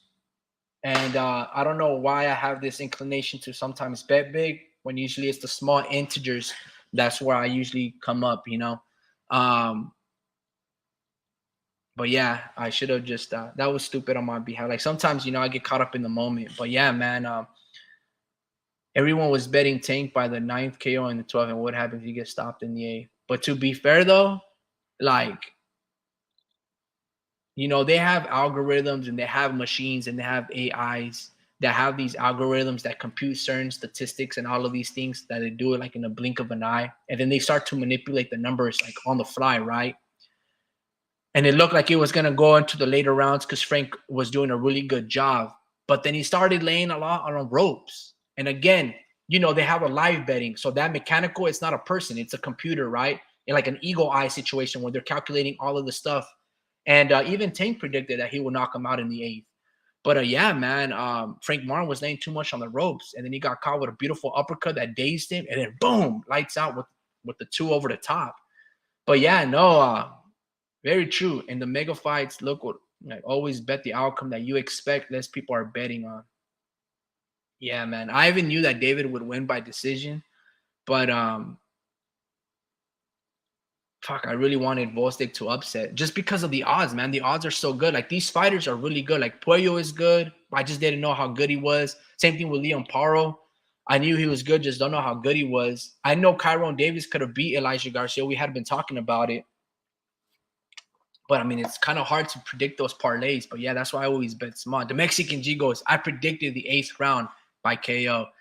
Yeah, man. Crazy. Crazy. Fuck, how do they go about computing this shit though, dude? Like so fucking so smart, Larry. Good shit, dude. Jesus, bro. I didn't even think about that, man. To be fair though, when I was growing up, I loved gambling. I used to do this thing called the football picks. It's basically the winner and loser outcome of each weekly pick. The person that gets it the most correct gets money. $5 wins you 200 bucks, depending what the size of the pot is, right? How many people are playing. I used to play Texas Hold'em. So I've always been gambling. I always loved gambling responsibly. This year, I will tell you this. I became a little bit of an idiot. You know, spending excessively money that I've been saving or money that I shouldn't, like, I don't have, and still not gambling, but like buying a lot of like Pokemon cards. You know what I mean? Where I've always been really good at saving. This year, I'm like, nah, let's quote unquote invest. But yeah, man, I don't know, like to your point, fuck, dude. God damn it. I feel like I'm being played right now, Larry. Again, like I've already known about like the influence, but then people are saying like Steph Curry, he's one of my favorite basketball players, Golden State Warriors basketball. And supposedly they say that there's magnets in the rim and on these balls. So that's why these guys are making 3 points. And what if they turn off this magnet switch on the rim to make the ball like go in easier? And I'm just thinking to myself, no fucking way. But it would make fucking sense because everything that we know about records to be broken in situations and man, dude. Like I know, but to your point, why are all these players coming out, basketball players, NFL players, boxers saying out that there's, the man behind the shadows making all of these plays? Dude, jeez. One of the ways to analyze data is looking at the general responses from the people in the YouTube boxing community. For example, that data gets collected from the major channels and they send it to someone. That's why all these major channels, like, for example, the Boxing Voice, has their weekly betting shows. Yeah, I agree. I'll also say this, man. Yeah, it's very good. It's a very good point. Like the Boxing Voice, right? They're pretty good in their betting shows. Now they don't always get it right, but yeah, they will be sponsoring by some of them. And what I like about them though is because they're insiders and they have sparring footage. And then you pay a subscription on like whatever they have on their OnlyFans or their Patreon or whatever the case may be. And they'll give you like their pick'ems of how they go. And they'll be like, look, dude, Pollo has a good chance of beating Gary because he's training with Ismail Salas. I just watched him spar against, Yordenis Ugas, and he looks really fucking good. That little information goes a long ways where you're like, damn, bro, Puello by decision is like plus 950. I'll take that. Leon Paro beat Montana Love. Maybe you can take Matias's power. I don't think he'll knock out Matias, but at plus 1,000, you do a parlay of those two guys for 50 bucks, wins you like 7,000. You're like, I'll take that for 50 bucks. It's better than buying, 4 hamburgers from In-N-Out. Like, so damn, man. The Boxing Boys are some clowns. Yeah, to be honest with you, I don't really watch them, but my friend or Drew, he'll go on them and he's like a paid subscriber or whatever, and he'll have some insiders. So I like to pick his brain. To me, I just kind of look with my own intuition and just like assess sports in general and be like I said, I've always liked the underdogs. And, I'm not saying Andy Ruiz will always be guys like Anthony Joshua, but I'll take an undefeated fighter with a lot of experience with really good odds to fucking upset them, It's just sometimes like, I bitch out. I get a little scared. And then when I don't get scared, I make a rash decision on some stupid shit where I'm like, dude, you knew Tank Davis was going to win by knockout. Why the fuck did you bet Frank by decision and just lose 100? It's so dumb. That's one of the ways to do it. I stopped supporting them when they had a transformer on their show. Yeah, man, I didn't even yeah, I didn't even know that. Like I said, I don't really be paying attention to them, you know. Sometimes they will give you a great info on 2 out of the 3 fights, but then they'll give you terrible, misleading advice on the third fight, leading you to lose your parlay. Yeah, man. Yeah, but also like if you look at their parlays, they do like $5, $3, $15. Ness doesn't be betting big on their parlays, you know, you be betting small. And that's always the trick. And just like the trick of any investment or diverse portfolio is, you know, especially when you're doing like these penny stocks, or always diversify your portfolio, and also, you know, bet small. Bet small to go big, and just always little small increments. Boom, boom, boom, boom, boom. And that's how you're always supposed to do. You know what I mean? You're supposed to buy low to sell high. Always do that. You never try to buy Bitcoin when it's at $80,000. You know, you want to get it when it was like at 5 grand. So, like for example, maybe Ethereum, right, or Litecoin, or whatever the case may be. Don't buy GameStop stock when it's like 25 plus. Wait for it when it's back down to 9. Same thing with AMC. If AMC is under $4, that's the time to buy. There's only a matter of time when Marvel is going to come out with some really great fucking movies, and then next year, you know, AMC stock goes up $17. You know, and you don't want to catch that 17. It might still go to 100, but if you put that much, then you're going to lose it, and you're going to be heartbroken when it goes back to 4. Two general rules of thumb when you want to diversify or invest: buy low to sell high. And that's what I forgot to do this weekend, bro. Like, gosh, dude. So dumb. So dumb. The casual bettors aren't the main income for the industry. It's the degenerate gamblers who can't stop. The whole point is stripping them of everything and turning young people addicted to gambling. So right, bro.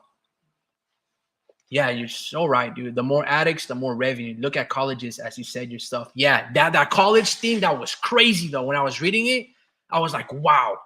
Like, these universities are the ones that are creating these algorithms and these sports betting apps and getting their students glued into it. Like, bro, you're a college student, you're broke, you're paying for housing, you're paying for your books, you're paying for tuition and all of these things, transportation. And then you're still taking a little bit of the money that they should be buying groceries or whatever the case may be. And like, oh, you know, giving them incentivized to bet money and lose it all. Like, that's crazy. But yeah, no, to your point, Larry, like, fuck, dude. We're just cattle, man. Jesus. Hold on, guys. Let me go walk around for a little bit, because this is there's a lot to dissect that Larry's hitting me right now with, man. Woo! Woo! Can't believe that, dude. Wow. That's crazy. That's crazy, man.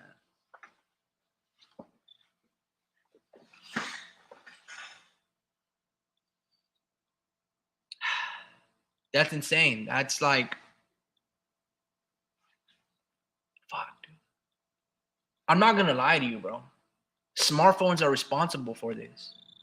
Whatever they did to get us so addicted to our freaking phones, that's the problem. I'm gonna go back to my dumb phone, bro. I'm gonna go to my flip phone. I can't. I like, damn, dude. Unbelievable, bro. Unbelievable. I'm gonna tell you guys something. This is the truth. I didn't have a cell phone all of growing up. And so when I was 18 years old and I went to college, my parents bought me a phone. I didn't have a smartphone. I had a freaking basic phone. And in 2019, I got myself an iPhone, right?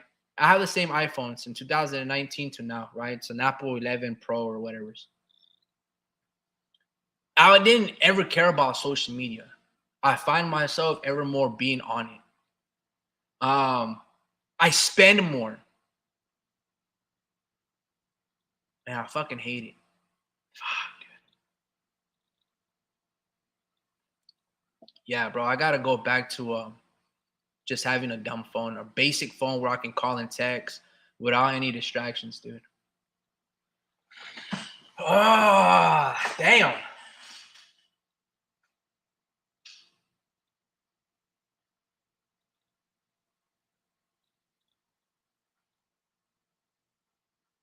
That's crazy.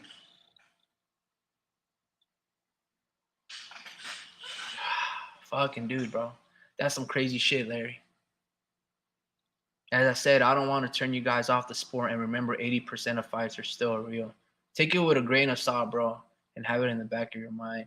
The Mexican G goes, most fights are real. It's the majority fights that are typically fake. Yeah, I agree.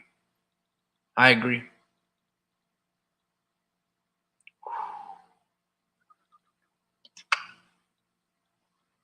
Damn.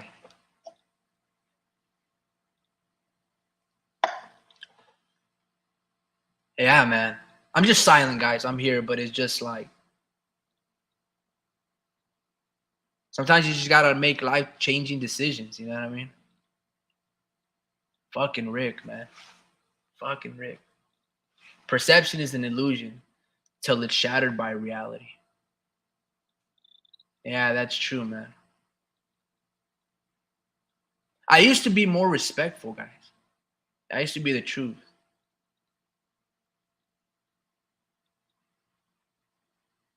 Damn, man.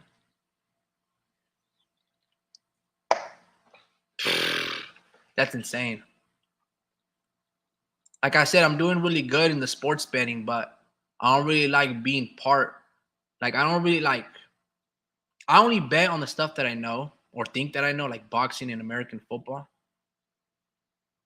So as a sport, I don't just be betting like left and right. And I'm up actually pretty good this year, but still, I just hate being part of the problem. You know what I mean? Damn.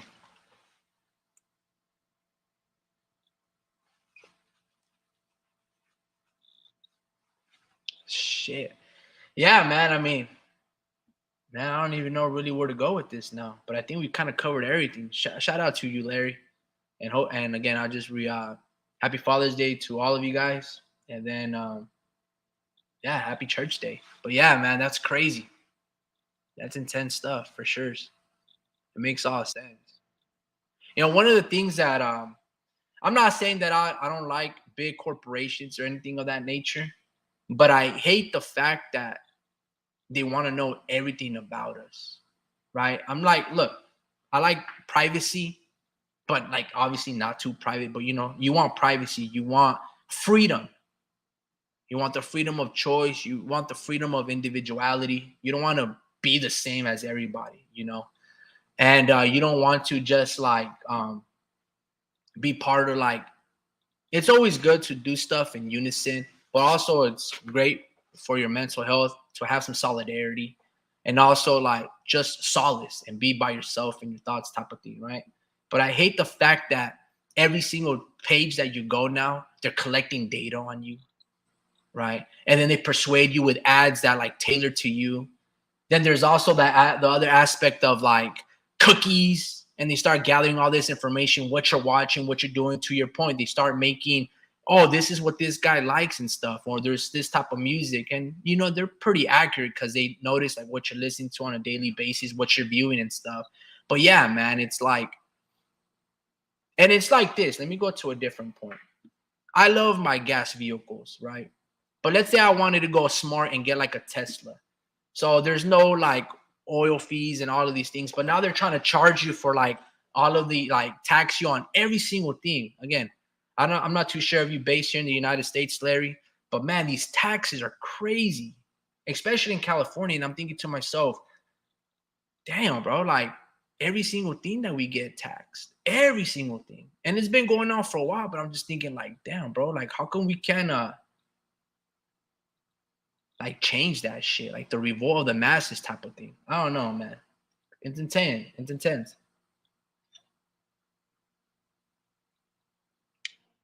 Everything's so inflated, but yeah, man. But yeah, no, but yeah, Larry's good stuff. Yo, Drew, I don't know if you've been reading some of these texts from Larry, bro, but it's fucking fantastic. Check this out. I'm gonna scroll up and just give you a little recap a little bit, or you can just kind of do it on yourself, you know. But Larry, check this out. Let me see. I don't even know where to begin. It's been going on for like the past hour, but it's like this. Um, DraftKings. So start here. DraftKings. Why is DraftKings sponsoring every major event? and even most in the boxing media. What happened in 2018 regarding sports betting in the US? What kind of role does that betting industry play? 75% of all sports bets turned around are negative. That's an awful lot of people not knowing how to bet. And by the way, who owns DraftKings? Could it be two of the biggest hedge funds out there in the world, BlackRock and Vanguard? And who exactly is the public hedge funds buying out boxing? Why are all of these former NBA and NFL players coming out and saying a lot of games are rigged? Again, I'm not saying anything, just asking the questions. And here's the biggest secret. In boxing, the majority of the revenue isn't coming from pay-per-view buys anymore, but from sports betting. I don't want to say these things because it seems so cynical. And again, I am a human. I might be wrong. And I don't want to turn you guys off on the sports. But the online sports betting market has a value of $54 billion and is projected to reach to $142 billion by 2032. I'm not great at math, but from what I see, that's pretty much tripling the value. BlackRock and Vanguard are both majority stockholders in DraftKings, by the way, listed with 40 million shares and 21 and 20 million shares, respectively. If you connect the dots long enough and take a good long stare at the mirror, the truth becomes harder and even harder to evade day by day. Um, I'm not saying that all sports are rigged, just the mega big fights where most of the money is coming in, especially in parlays. They love screwing that up by either paying the judges or making guys take dives. For example, everyone was betting on Tank between 9th or the 12th TKO, and somehow the fight gets stopped in the 8th round. In the mega fights, big fights always in the mega big fights always bet the outcome that you expect. These people are betting on. Again, look at it from the point of view that it might be staged or a game fight, bro. Larry Listen was just dropping gems, bro. And we were just talking about like Turkey Al Sheikh, and then he had his perspective of viewing things. Um, but yeah, man, check this out. The casual bettors aren't the main income for the industry. It's the degenerate gamblers who can't stop. The whole point is stripping them off of everything and turning young people addicted to gambling. As he's going about this, you know what I mean? I'll just remember reading like an article somewhere that colleges and universities have their own sports betting app as well, and that they incentivize their students.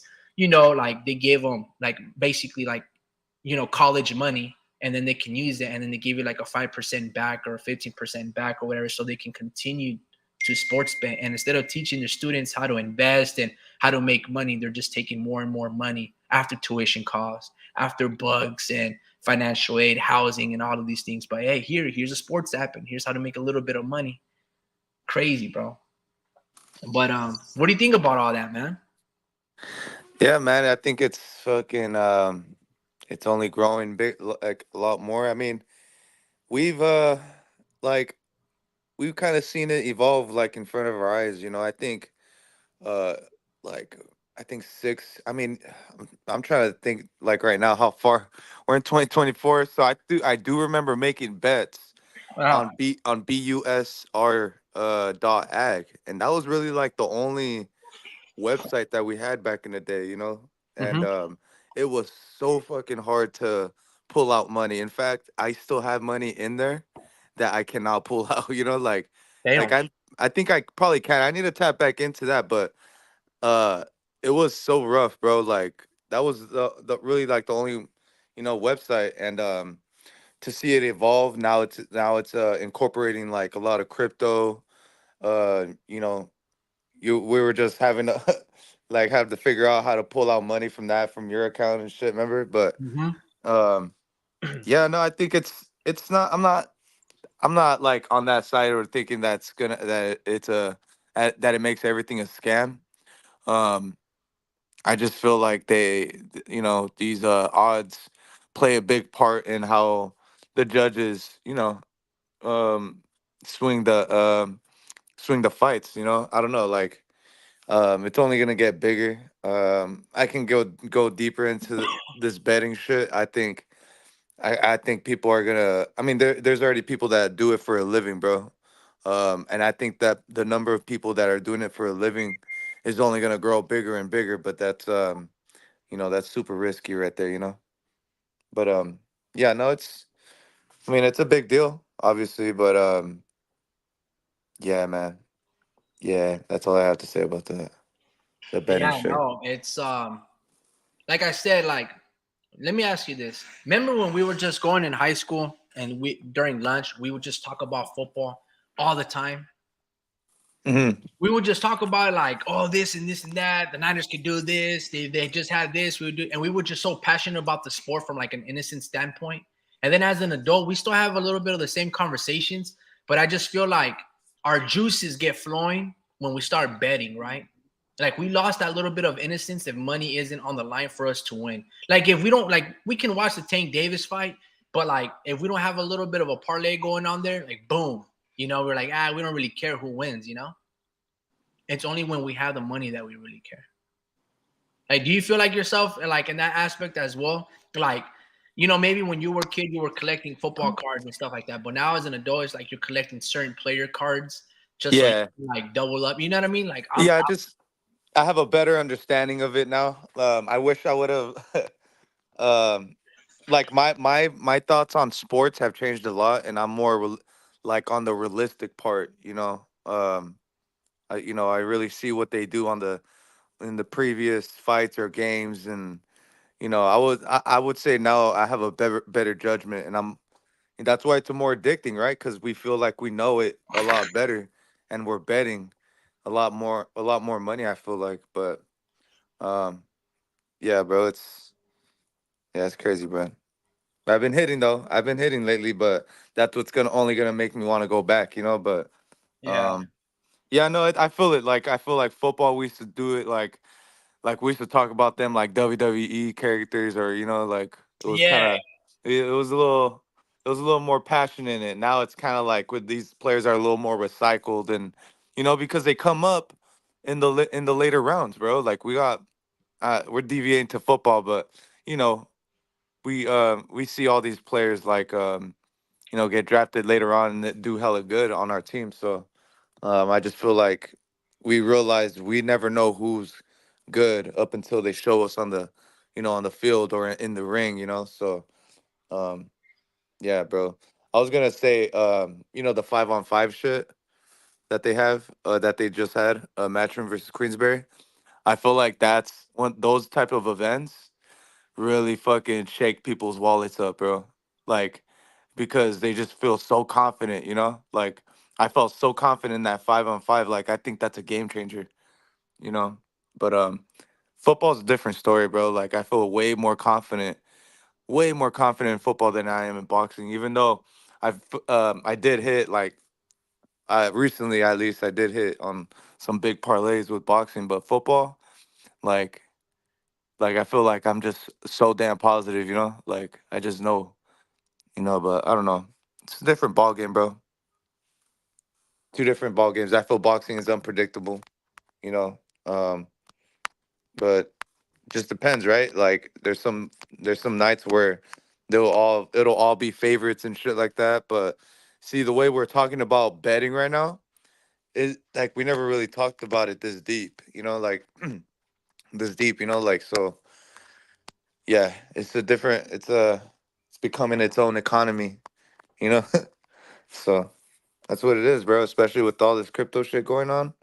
Like it's just people are just gonna be it's gonna be easier to get rich, I feel like in the future. But yeah, man. How'd you deviate into to betting like this? Yo, can you hear me? I'm drinking some coffee. Yeah, this guy probably dipped off or something.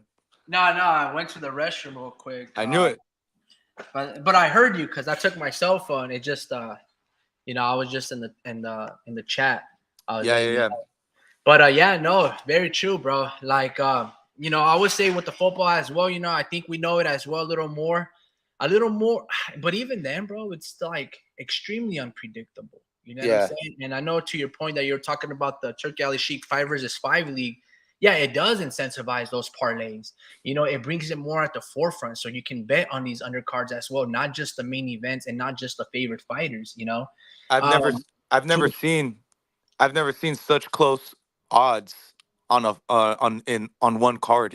Like that was like unheard of right there. Like They were literally less than -200 odds favorite. You know, like No, it to was. be fair, it was a stellar card like Nick Ball Yeah. versus Raymond Ford. That was close. Amo Williams versus Shiraz, both undefeated fighters. Then you had Deontay Wilder versus Zhang. They had that close, but I mean, because you got to look at it like this: like even though Wilder looked horrible against Joseph Parker, both of them are 40 years old and both have the power. But to your point, yeah, like we already know Zane was better than overall than a Deontay Wilder's right hand. And but you know, to your point, it was still very close. So a lot of people lost a lot of money in that. And yeah, dude, really great observation with the parlays at the 5 versus 5. It does incentivize even more.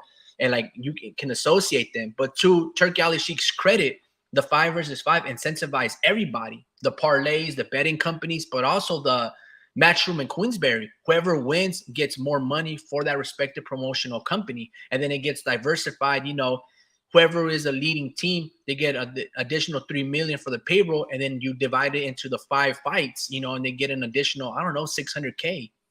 So it incentivizes everything. The knockout kings who have a knockout, so you get 4 points. Decision is 1 point, so forth and so on.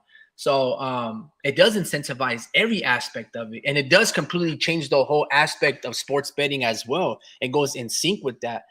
I don't know, dude. Like, just again, Larry opened up a can of worms, and it was a great conversation of topic. But yeah, he's associating it, I guess, with basically what Turkey Ali Sheik has. So imagine if Turkey Ali Sheik is a big shareholder of Vanguard or BlackRock, and he's the one that owns a lot of those stuff, or you know, is one of the founders or knows a lot of people and or is associated with a lot of those people. Then you start really thinking to yourself, like, damn, bro, like, not saying that they're going to corrupt the sport even more, but it's much more apparent now. Well, With years in the past, I don't ever think they would really associate themselves with any DraftKings. Like, I don't remember back in the early days of Showtime and Sport and HBO, they would put like, oh, here you can mm-mm. bet on DraftKings. I think that would have been of uh, um, um, like a conflict of interest. You know, Yeah, it it's was just something people did with the casinos yeah. underground, but now it's like at the fucking forefront, right in your face. Oh, here's Sergio Mora's or Craig Mannix's, or you know, the betting casinos parlay. Tank Davis by KO, Benavides by decision, and Gary Russell by knockout. And you're like, well, just Gary Russell lost, but that was the parlay when they did it in the preliminary, so you can continue to bet. You've seen it once, you've seen it twice. Oh, here's the best time to put an insert of Sean Porter talking about bets with DraftKings, and you're like, oh, okay. And then next thing you know, there's $10, there's $50, there's $100, you know? Yeah, yeah, and it's crazy because they've been able to bet, right? Except the only way they were able to bet back in the day was through the casinos, and really it was just the casinos banking in on all these mega fights in the 80s and 90s, and now you got DraftKings and shit like that. But then they've had that formula where like you'd lose a parlay, you get some type of value back, like, and that so they've had that, and it became what it is right now, and it's like its own economy, bro. I'm pretty sure I can pull out like $9 and just put together a parlay for next week. I think, so that's the cool part about all that shit, and it makes you want to go back. Like literally, I haven't put no money in, but I'm still able to put a bet right now on a fight next weekend or something like that, and that's what's they're pulling me back, so that's what it is right there, and it's only gonna get more addicting because these kids are spending like crazy, man. That they can't control their money, and they have jobs, they're pay well, some of them I guess, but I see a lot of kids that have bad spending habits, and I can only see it growing, bro. So yeah, it's Yeah, only absolutely. bigger. I mean, look, it's fun. It can get very addicting and all that stuff. But yeah, Larry Listen goes, the point is this. The first couple of lines of Pro Box TV video on the Saudi Boxing League, Public Investment Fund is reportedly in the exploratory stages of forming a boxing league, spearheaded by Turki Al Sheikh. So my question is this: who is the public hedge fund? Who is buying it with Turkey as a frontman? You see? Who's Um, buying it? Who's buying it as Turkey as a front man? yeah, because basically Pro Box, right? Their video is titled "The Saudi Boxing League Public Investment Fund So there's a public Oh, okay, investment fund, yeah, right? yeah, It's reportedly in the exploratory stages of forming a boxing league. So it's yeah, pretty huge. These are like gonna have huge ramifications for every single aspect of it.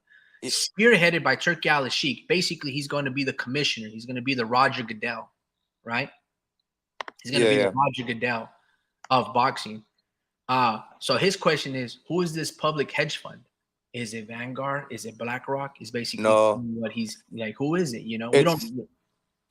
it's it's the oil money. It's their oil investment money that they're not putting in anymore. It pretty much has to do with like because Turkey, he's just in charge of the money. There's dudes that have got all that money together that are higher than him, you know, and he was in charge to pretty much shake the boxing world up, and dudes lost belts and went to certain promotions, and the zone was actually, kind of like the middleman type of thing. The zone is over here signing all these fucking fighters, and they're like, all right, we're ready to form this league up now, because we got the guys on our roster, and now we can get stuff cooking. But the that investment fund is pretty much oil money. That's oil money, and it has to do with all these electric cars that are out here and that are using electricity instead of gas, and it goes deeper, and so they have all this leftover money, and they're pretty much they're distributing it to different assets and to different sports.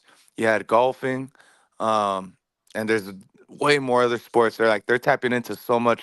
Even UFC, obviously, they have fights in Saudi, I think, and I think I might be wrong. I'm not sure, but it's UFC's a global sport, bro, and they're tapping into that shit too. And so that's what they're doing with boxing, and yeah, man, they're just Well, check this out. distributing, and they're just trying to flip their money. That's it. They're just trying to flip their money. Right. So there's this thing called PIF, PIF, Saudi Arabia's Public Investment Fund, right? You're going to call it PIF for short in the article.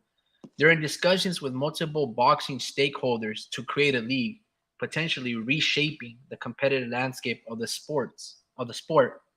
PIF is looking to invest in a joint venture with some of the sports stakeholders that would feature more boxing bouts, the people said, speaking on the condition of anonymity. A handful of leading promoters include Matchroom and Golden Boy. PIF wants to create a venture that would bring in the main sports organizers together, which would take on a minority stake, this person added. Turki Al Sheikh's close advisor to Crown Prince Mohammed bin Salman, who has been heavily involved in this sports sector and is chairman of the Saudi General Entertainment Authority, was overseeing the final discussions around a potential deal about a month ago. Currently, the sport is made of boxing organizations, including the WBC, the IBF, the WBA, and the WBO, which each have their own rules for the championship belts. Saudi Arabia has poured billions of dollars into the sport as it seeks to wean the kingdom off of oil dependency under the de facto ruler Crown Prince Mohammed's visions of the 2030 program, which aims to bring in tourism, boost the private sector, and create more jobs, right? So boxing is the latest sports to attract the investment of PIF, which they've done great deals across in golf, Formula One, and football. The fund has been considered an investment in a new cycling league as well. Boxing has the potential to attract awareness for the investors in the kingdom. By investing in the sport, Saudi wants to get more market access, establish new political and economic networks, and wants to gain attraction as a tourist destination, and also wants to raise a global awareness of the transformation of what Saudi Arabia is undergoing. Hmm. Damn. Yeah. Well, that was a lot right there, man. Um, it's big time right there, man. Can't wait. Can't wait. So, yep. We've been talking about, the whole Saudi league and shit like that, and we're gonna get more into speeded fights, bro. Like we're gonna get way more, and we got players like in a way, we got dudes like Crawford, and Honestly, I'm starting to think, maybe like a Crawford versus uh, well, yeah, I was gonna say Crawford versus Canelo fight might be imminent now. Like, it might just happen, But even though I hate the fight, but it's literally the biggest fight in boxing if it were to happen. So, I can see it happening next, bro. Honestly, it looks like it Well, might be cooking up. you got to look at it like this, right? Like you talked about undisputed matchups. The sanctioning bodies, they don't want undisputed, bro. You see what Hmm. I'm saying? It's like this. If Larry is a WBC champion in the UK and you're a WBO champion in Canada and I'm the WBA champion in the United States or in California and the Mexican G is a champion in Mexico, that's four different areas of location. Larry's selling out the UK, you're selling out Canada or California, the Mexican G selling out in Mexico. You have four big countries, four big stars doing their own thing. Everyone's making money. The hotels are making money. The betting apps are making money. Judges and revs, restaurants are making money because you're bringing in that attraction. You are the attraction. If you become undisputed, Larry is no longer a champion in the UK.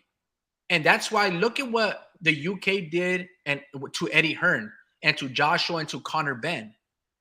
Eddie Hearn took Joshua to the zone and they started fighting in Saudi Arabia. Joshua hasn't fought back in UK in a really long time. He might have had a fight recently there, but what happens is if there's one undisputed champion, you can't target these other markets until you or the Mexican G beats you in California and then takes all those belts to Mexico. But then because you lost and we bet and we bank so much on a person losing, you're not going to sell out your next fight in California and it's not going to be at the Staples Center or whatever the case may be. So then everybody loses money. This is why these sanctioning bodies exist. Not because they think they want to clean up the sport or the IBF is more cleaner because they have a rehydration clause or the WBC has VADA. They don't care about that. They want a champion for their own body so they can sell out all these other venues. That's why they created the franchise belt and the interim belts. So you can walk around, David, like a big name, but knowing that Archer is the real champion. But then we make this a tier 3 belt, and then freaking David Moreau can be a champion. He can sell out Minnesota, and now there's a Minnesota market, there's an Arizona market, and there's a Canadian market. You see, boxing don't want undisputed.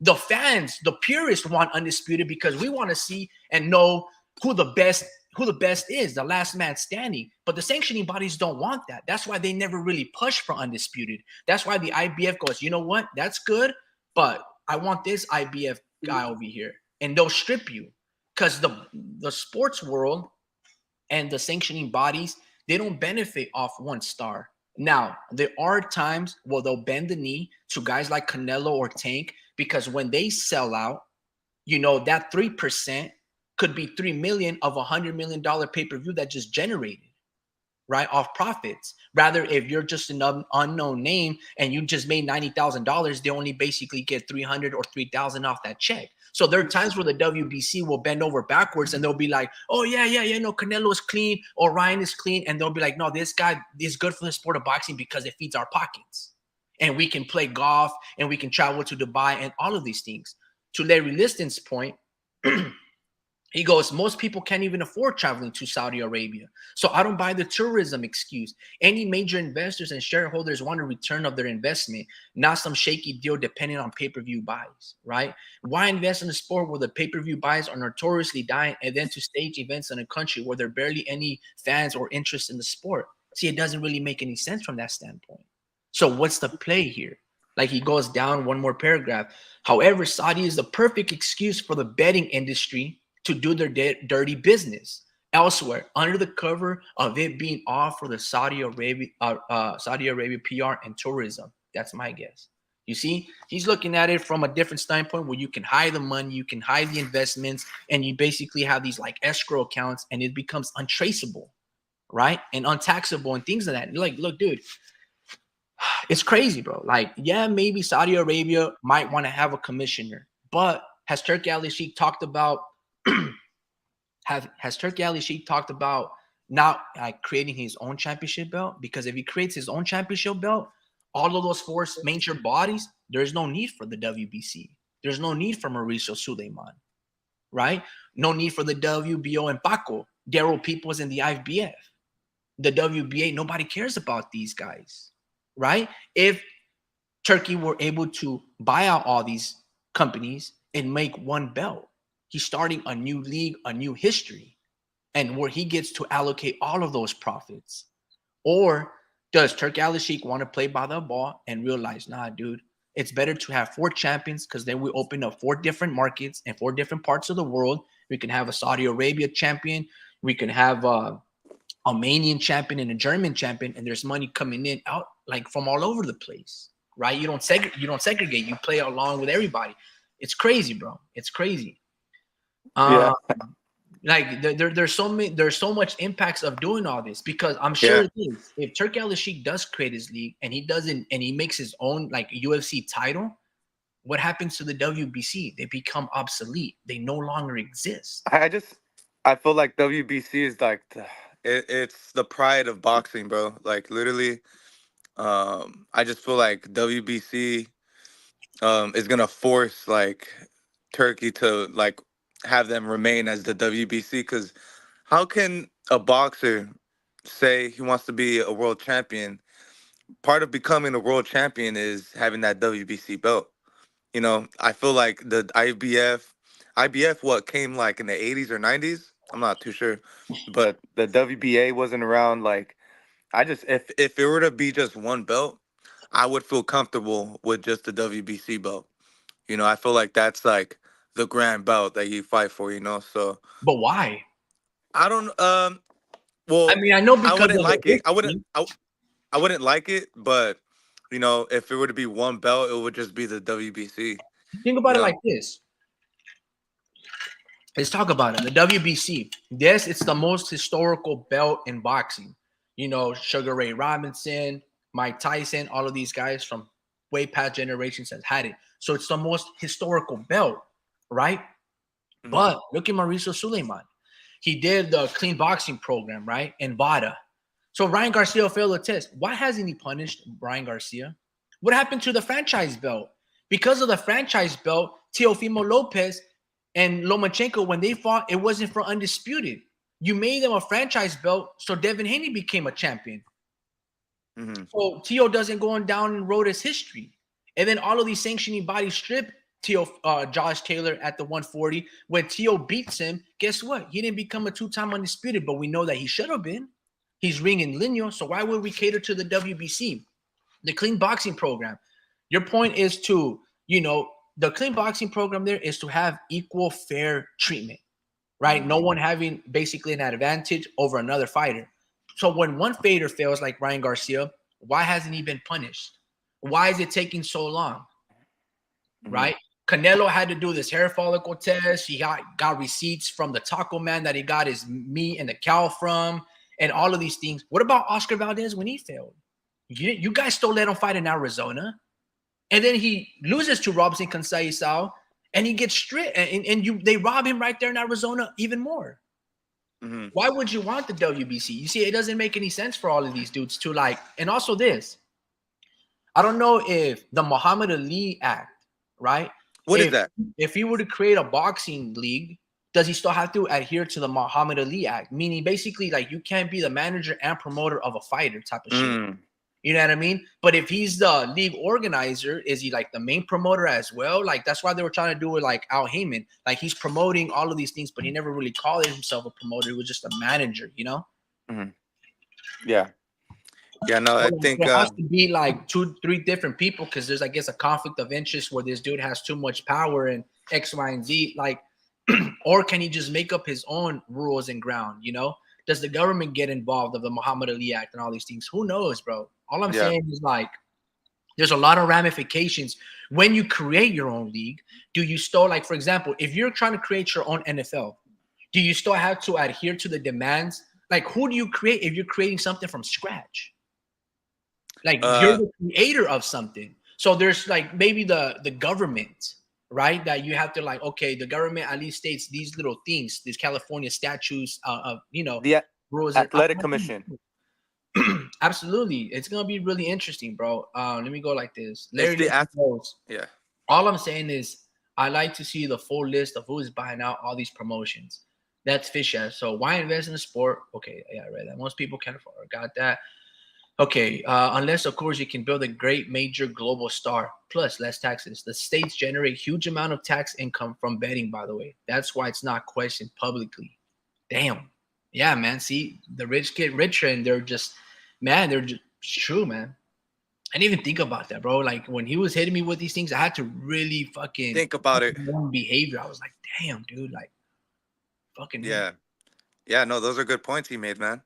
great point. Um, it's affecting the economy, like that's how big it is, bro. Because it's just not just boxing, bro. There's so many other sports that you're able to tap into now, bro. So, um, and if I can get a little more money in my pocket, then why not, But um, it's also gonna be like if these fighters can get paid, uh, I'm not even sure the technicals, but I'm pretty sure like they get paid for like being put on the line, right? For on the betting line or something like that. Like you get like some type of incentive. If that's not the case, then I think it should be a thing, Like, like the odds and shit, you should be able to like get a percentage of the amount that you're getting bet on, Anyone who bets on you, you should get a certain amount on that, and the more people believe in you, the more you get paid. So that I think that's the way it should be, Oh, yeah. Um, that would, at at this from this point, we can't really tell what's gonna happen when this shit goes down. We're just gonna experience it and we're gonna see because every division is different. Every division is in different situations as far as like who owns different like certain amount of belts. So it can get complicated when talking about type of shit like this, and you can't really generalize anything yet. Because like I said, everyone there's not too many unified champs out there. You know, um, the less of them there are, or I mean, the more I guess the more people have more belts, the easier it is to make these fights rather than having all these belts spread out. So I think that was Turkey's plan right there. Really, is to get these champs to either lose their belt or get another belt. Like start unifying these guys, and that's kind of what he's doing to marinate this whole thing. You know, but that's a big deal, man. I just realized you've been on for 3 hours, bro. I know, You, dude. I was only by, supposed to be on for like an hour, dude, by and then yourself? it just carried over and carried over. And next, like, dude, I'm so surprised, I'm surprised too. like how long these lives go, and it just feels like I've been talking for 30 minutes, man. By But yeah, dude, yourself?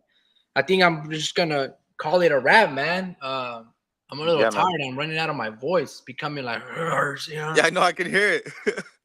But uh, but yeah, brother, man, just crazy stuff, crazy stuff. Let me we ask you need, one more question. yeah, With cause these we. smartphones, Mm, right, that are like cutting edge technology, would you ever revert to going back to like a basic phone where you can just call and text or no? um, no, cause it's just so much that I can do. Like I'm going live with my phone right now, or like I'm with you right now on my phone. Like, and when I turn on my TV, get this. I lost my remote, my Roku remote. I got the Roku app and it turned on the TV for me, you know? So I'm like, I need this. This is my remote. This is my wallet. This is because my wallet, I mean my debit card was disabled. Like I said, TikTok took money out of my account, member, and I was waiting for my new card to come in, and I was like pretty much Apple paying it. You know how you can double tap on the wallet. Yeah, So I needed it. I needed my phone. Like it's my everything. you know. So I can't. I can't. You? Do you need a phone? Do you need this iPhone, or are you thinking about going to a Blueberry, Blue Balls? Just kidding. yeah, man. I'm not gonna lie to you, dude. I You're kind of gonna do it?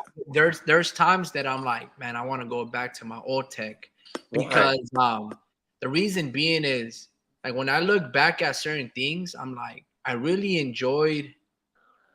I don't know, bro. Like, don't get me wrong. There's obviously a lot of perks of having high technology, bro. But like when it came down to you don't really need it. Then I find myself a lot of the time with this high tech. Now I'm gonna be honest with you. Check this out. So I went to school for filmmaking and producing and editing and all this stuff, right? Content, like all that shit. So I ended up buying like DSLRs, cameras, stage, like almost like all my studio stuff that I need. Boom Mhm. mics, shotgun mics, XLR cables, all of these things that I needed basically to create my own, like set, production floor, and all that stuff. Because of the iPhone, dog, it literally replaced all of that. It has a good mic. And then also in terms of like data transfer, I can transfer it on the fly, airdrop, send it to an email on the quick. I don't have to buy more CFK, memory cards, Yeah, more battery packs, none of that. it's cost efficient then. I can, dude, it's so efficient, like tenfold. So then Yeah. I'm like, damn, what do I do with all this tech that I have? My DSLR cables, my boom mics, the flashlight that gets attached to it, all of these things, this rig cage that you like strap onto your chest and carry it so you can like a stabilizer. And then like I can just use my fingers in my hand and it's just efficient. If Yeah. I made a sparring video, I can upload it right then and there. If I got a new and to all social media platforms, like it's Hmm. obsolete to have a big ass camera like that. And then also talk about size, right? Like I can get like three of these and they're like fit in a little wallet. Whereas an XLR or a camera, you need a big package and not, like it. So basically, what I'm saying is like there's a lot of efficiency towards it, but it made everything else obsolete. And then on top of that, information and data gathering, like bro, there's like no privacy with you. You know what I mean? They know everything about you, and you find yourself consuming more and more items and buying a bunch of shit you don't really need, Hmm. right? And essentially replaced everything that you have. I don't know, bro. It's just like so I'm thinking to myself, like, man, bro, maybe I should just go back to a dumb phone. You know what I mean? Not with you, bro. I think I would use it to make things easier. Like, you know how to do some of the most complicating things, and that's filmmaking, bro. Like, you have an idea how to do that. I would say use this gadget to make you better rather than kind of degrading yourself, to a simple phone. I think it's more like self-discipline, bro. Like, you don't have to be on your phone. You can, like, literally, you can just put it on airplane mode and nothing will come through, and you can still use your phone, like the camera, like, you know like, it's stuff like that. You just gotta have that self-discipline, bro, because I'm like you, but the way I look at it is this thing, this internet, this phone, um I've learned so much because of it, bro. Like, I've learned the True. most. I've learned so much more. I've laughed so much more. Like, it's kind of brought joy, like, with going live, and even with your brother. I'm pretty sure it's made him, this device, even though it feels like it's kind of toxic for him, like the internet made him toxic, but like, it's also made him like laugh a lot, and it's made life enjoyable, so there's a balance. There's a balance. Yeah, no, that's true, bro. Like I said, it's a very great instrument and it's very resourceful. You need to find any information, boom, just a click away. You want to know how to do things, boom, YouTube is there. So you basically replaced school and everything that we kind of know because it's all there, and a lot of educators are all there on these platforms. But yeah, bro, yeah, man, but I want to call that a wrap, man. Happy All right. Father's Day, bro, to What you you gonna do? and your pops. I mean, I'll get off at 2. I think Okay. about like just cleaning up the El Camino a little bit and maybe For head to the sure. beach. But I don't really have anything planned, man. I just want to finish up a little bit, For sure. clean up a little, organize the garage. But I think that's pretty much all I got planned, really. What about you, man? Nothing much. My dad works today, so we're gonna chill out. We're gonna barbecue a little bit. Nice, I'll nice. see. I'll see what's up, to you. Just because I've been super busy. I worked yesterday, and I've been busy with last night too. And I was just like, I was I know you called me, and I was like, oh shit. So I called you back, and felt like time went by hella fast. So I'll see what's up with you, because I'm gonna be home all day. So For yeah. sure, brother. Yes, sir. Sounds good, man. All right, man. I'll hit you up. Yeah, man. I'll hit you up. Maybe I'll just stop by with the cerveza. For sure, brother. All right, Drew. Have a good one, bro. Larry, All right, man. listen, bro. Thank you for making Our Sunday amazing. our That, first listener. bro, absolutely. Alongside him and Vince, that was a great conversation, bro. That was amazing. I have to really rethink a lot about things about my gambling addictions for sure. For sure.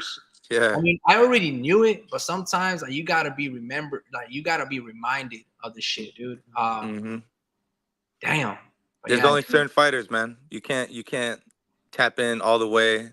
There's a telling signs, and all those telling signs happened this weekend with the Puello, with and the way the some of these fights shook out from this past weekend or this Saturday. So yeah, man, it was a lot of great fights that I missed, but I'm gonna tap into them on YouTube so I can like be a little more educated on this yeah, shit. man, So when we talk, I'm not like what happened. So I'm gonna tap back in. for sure. Alrighty, guys. On that day, happy Sunday, happy Father's Day, and I'll see you guys on the next one, man. All right, man. Peace. Peace.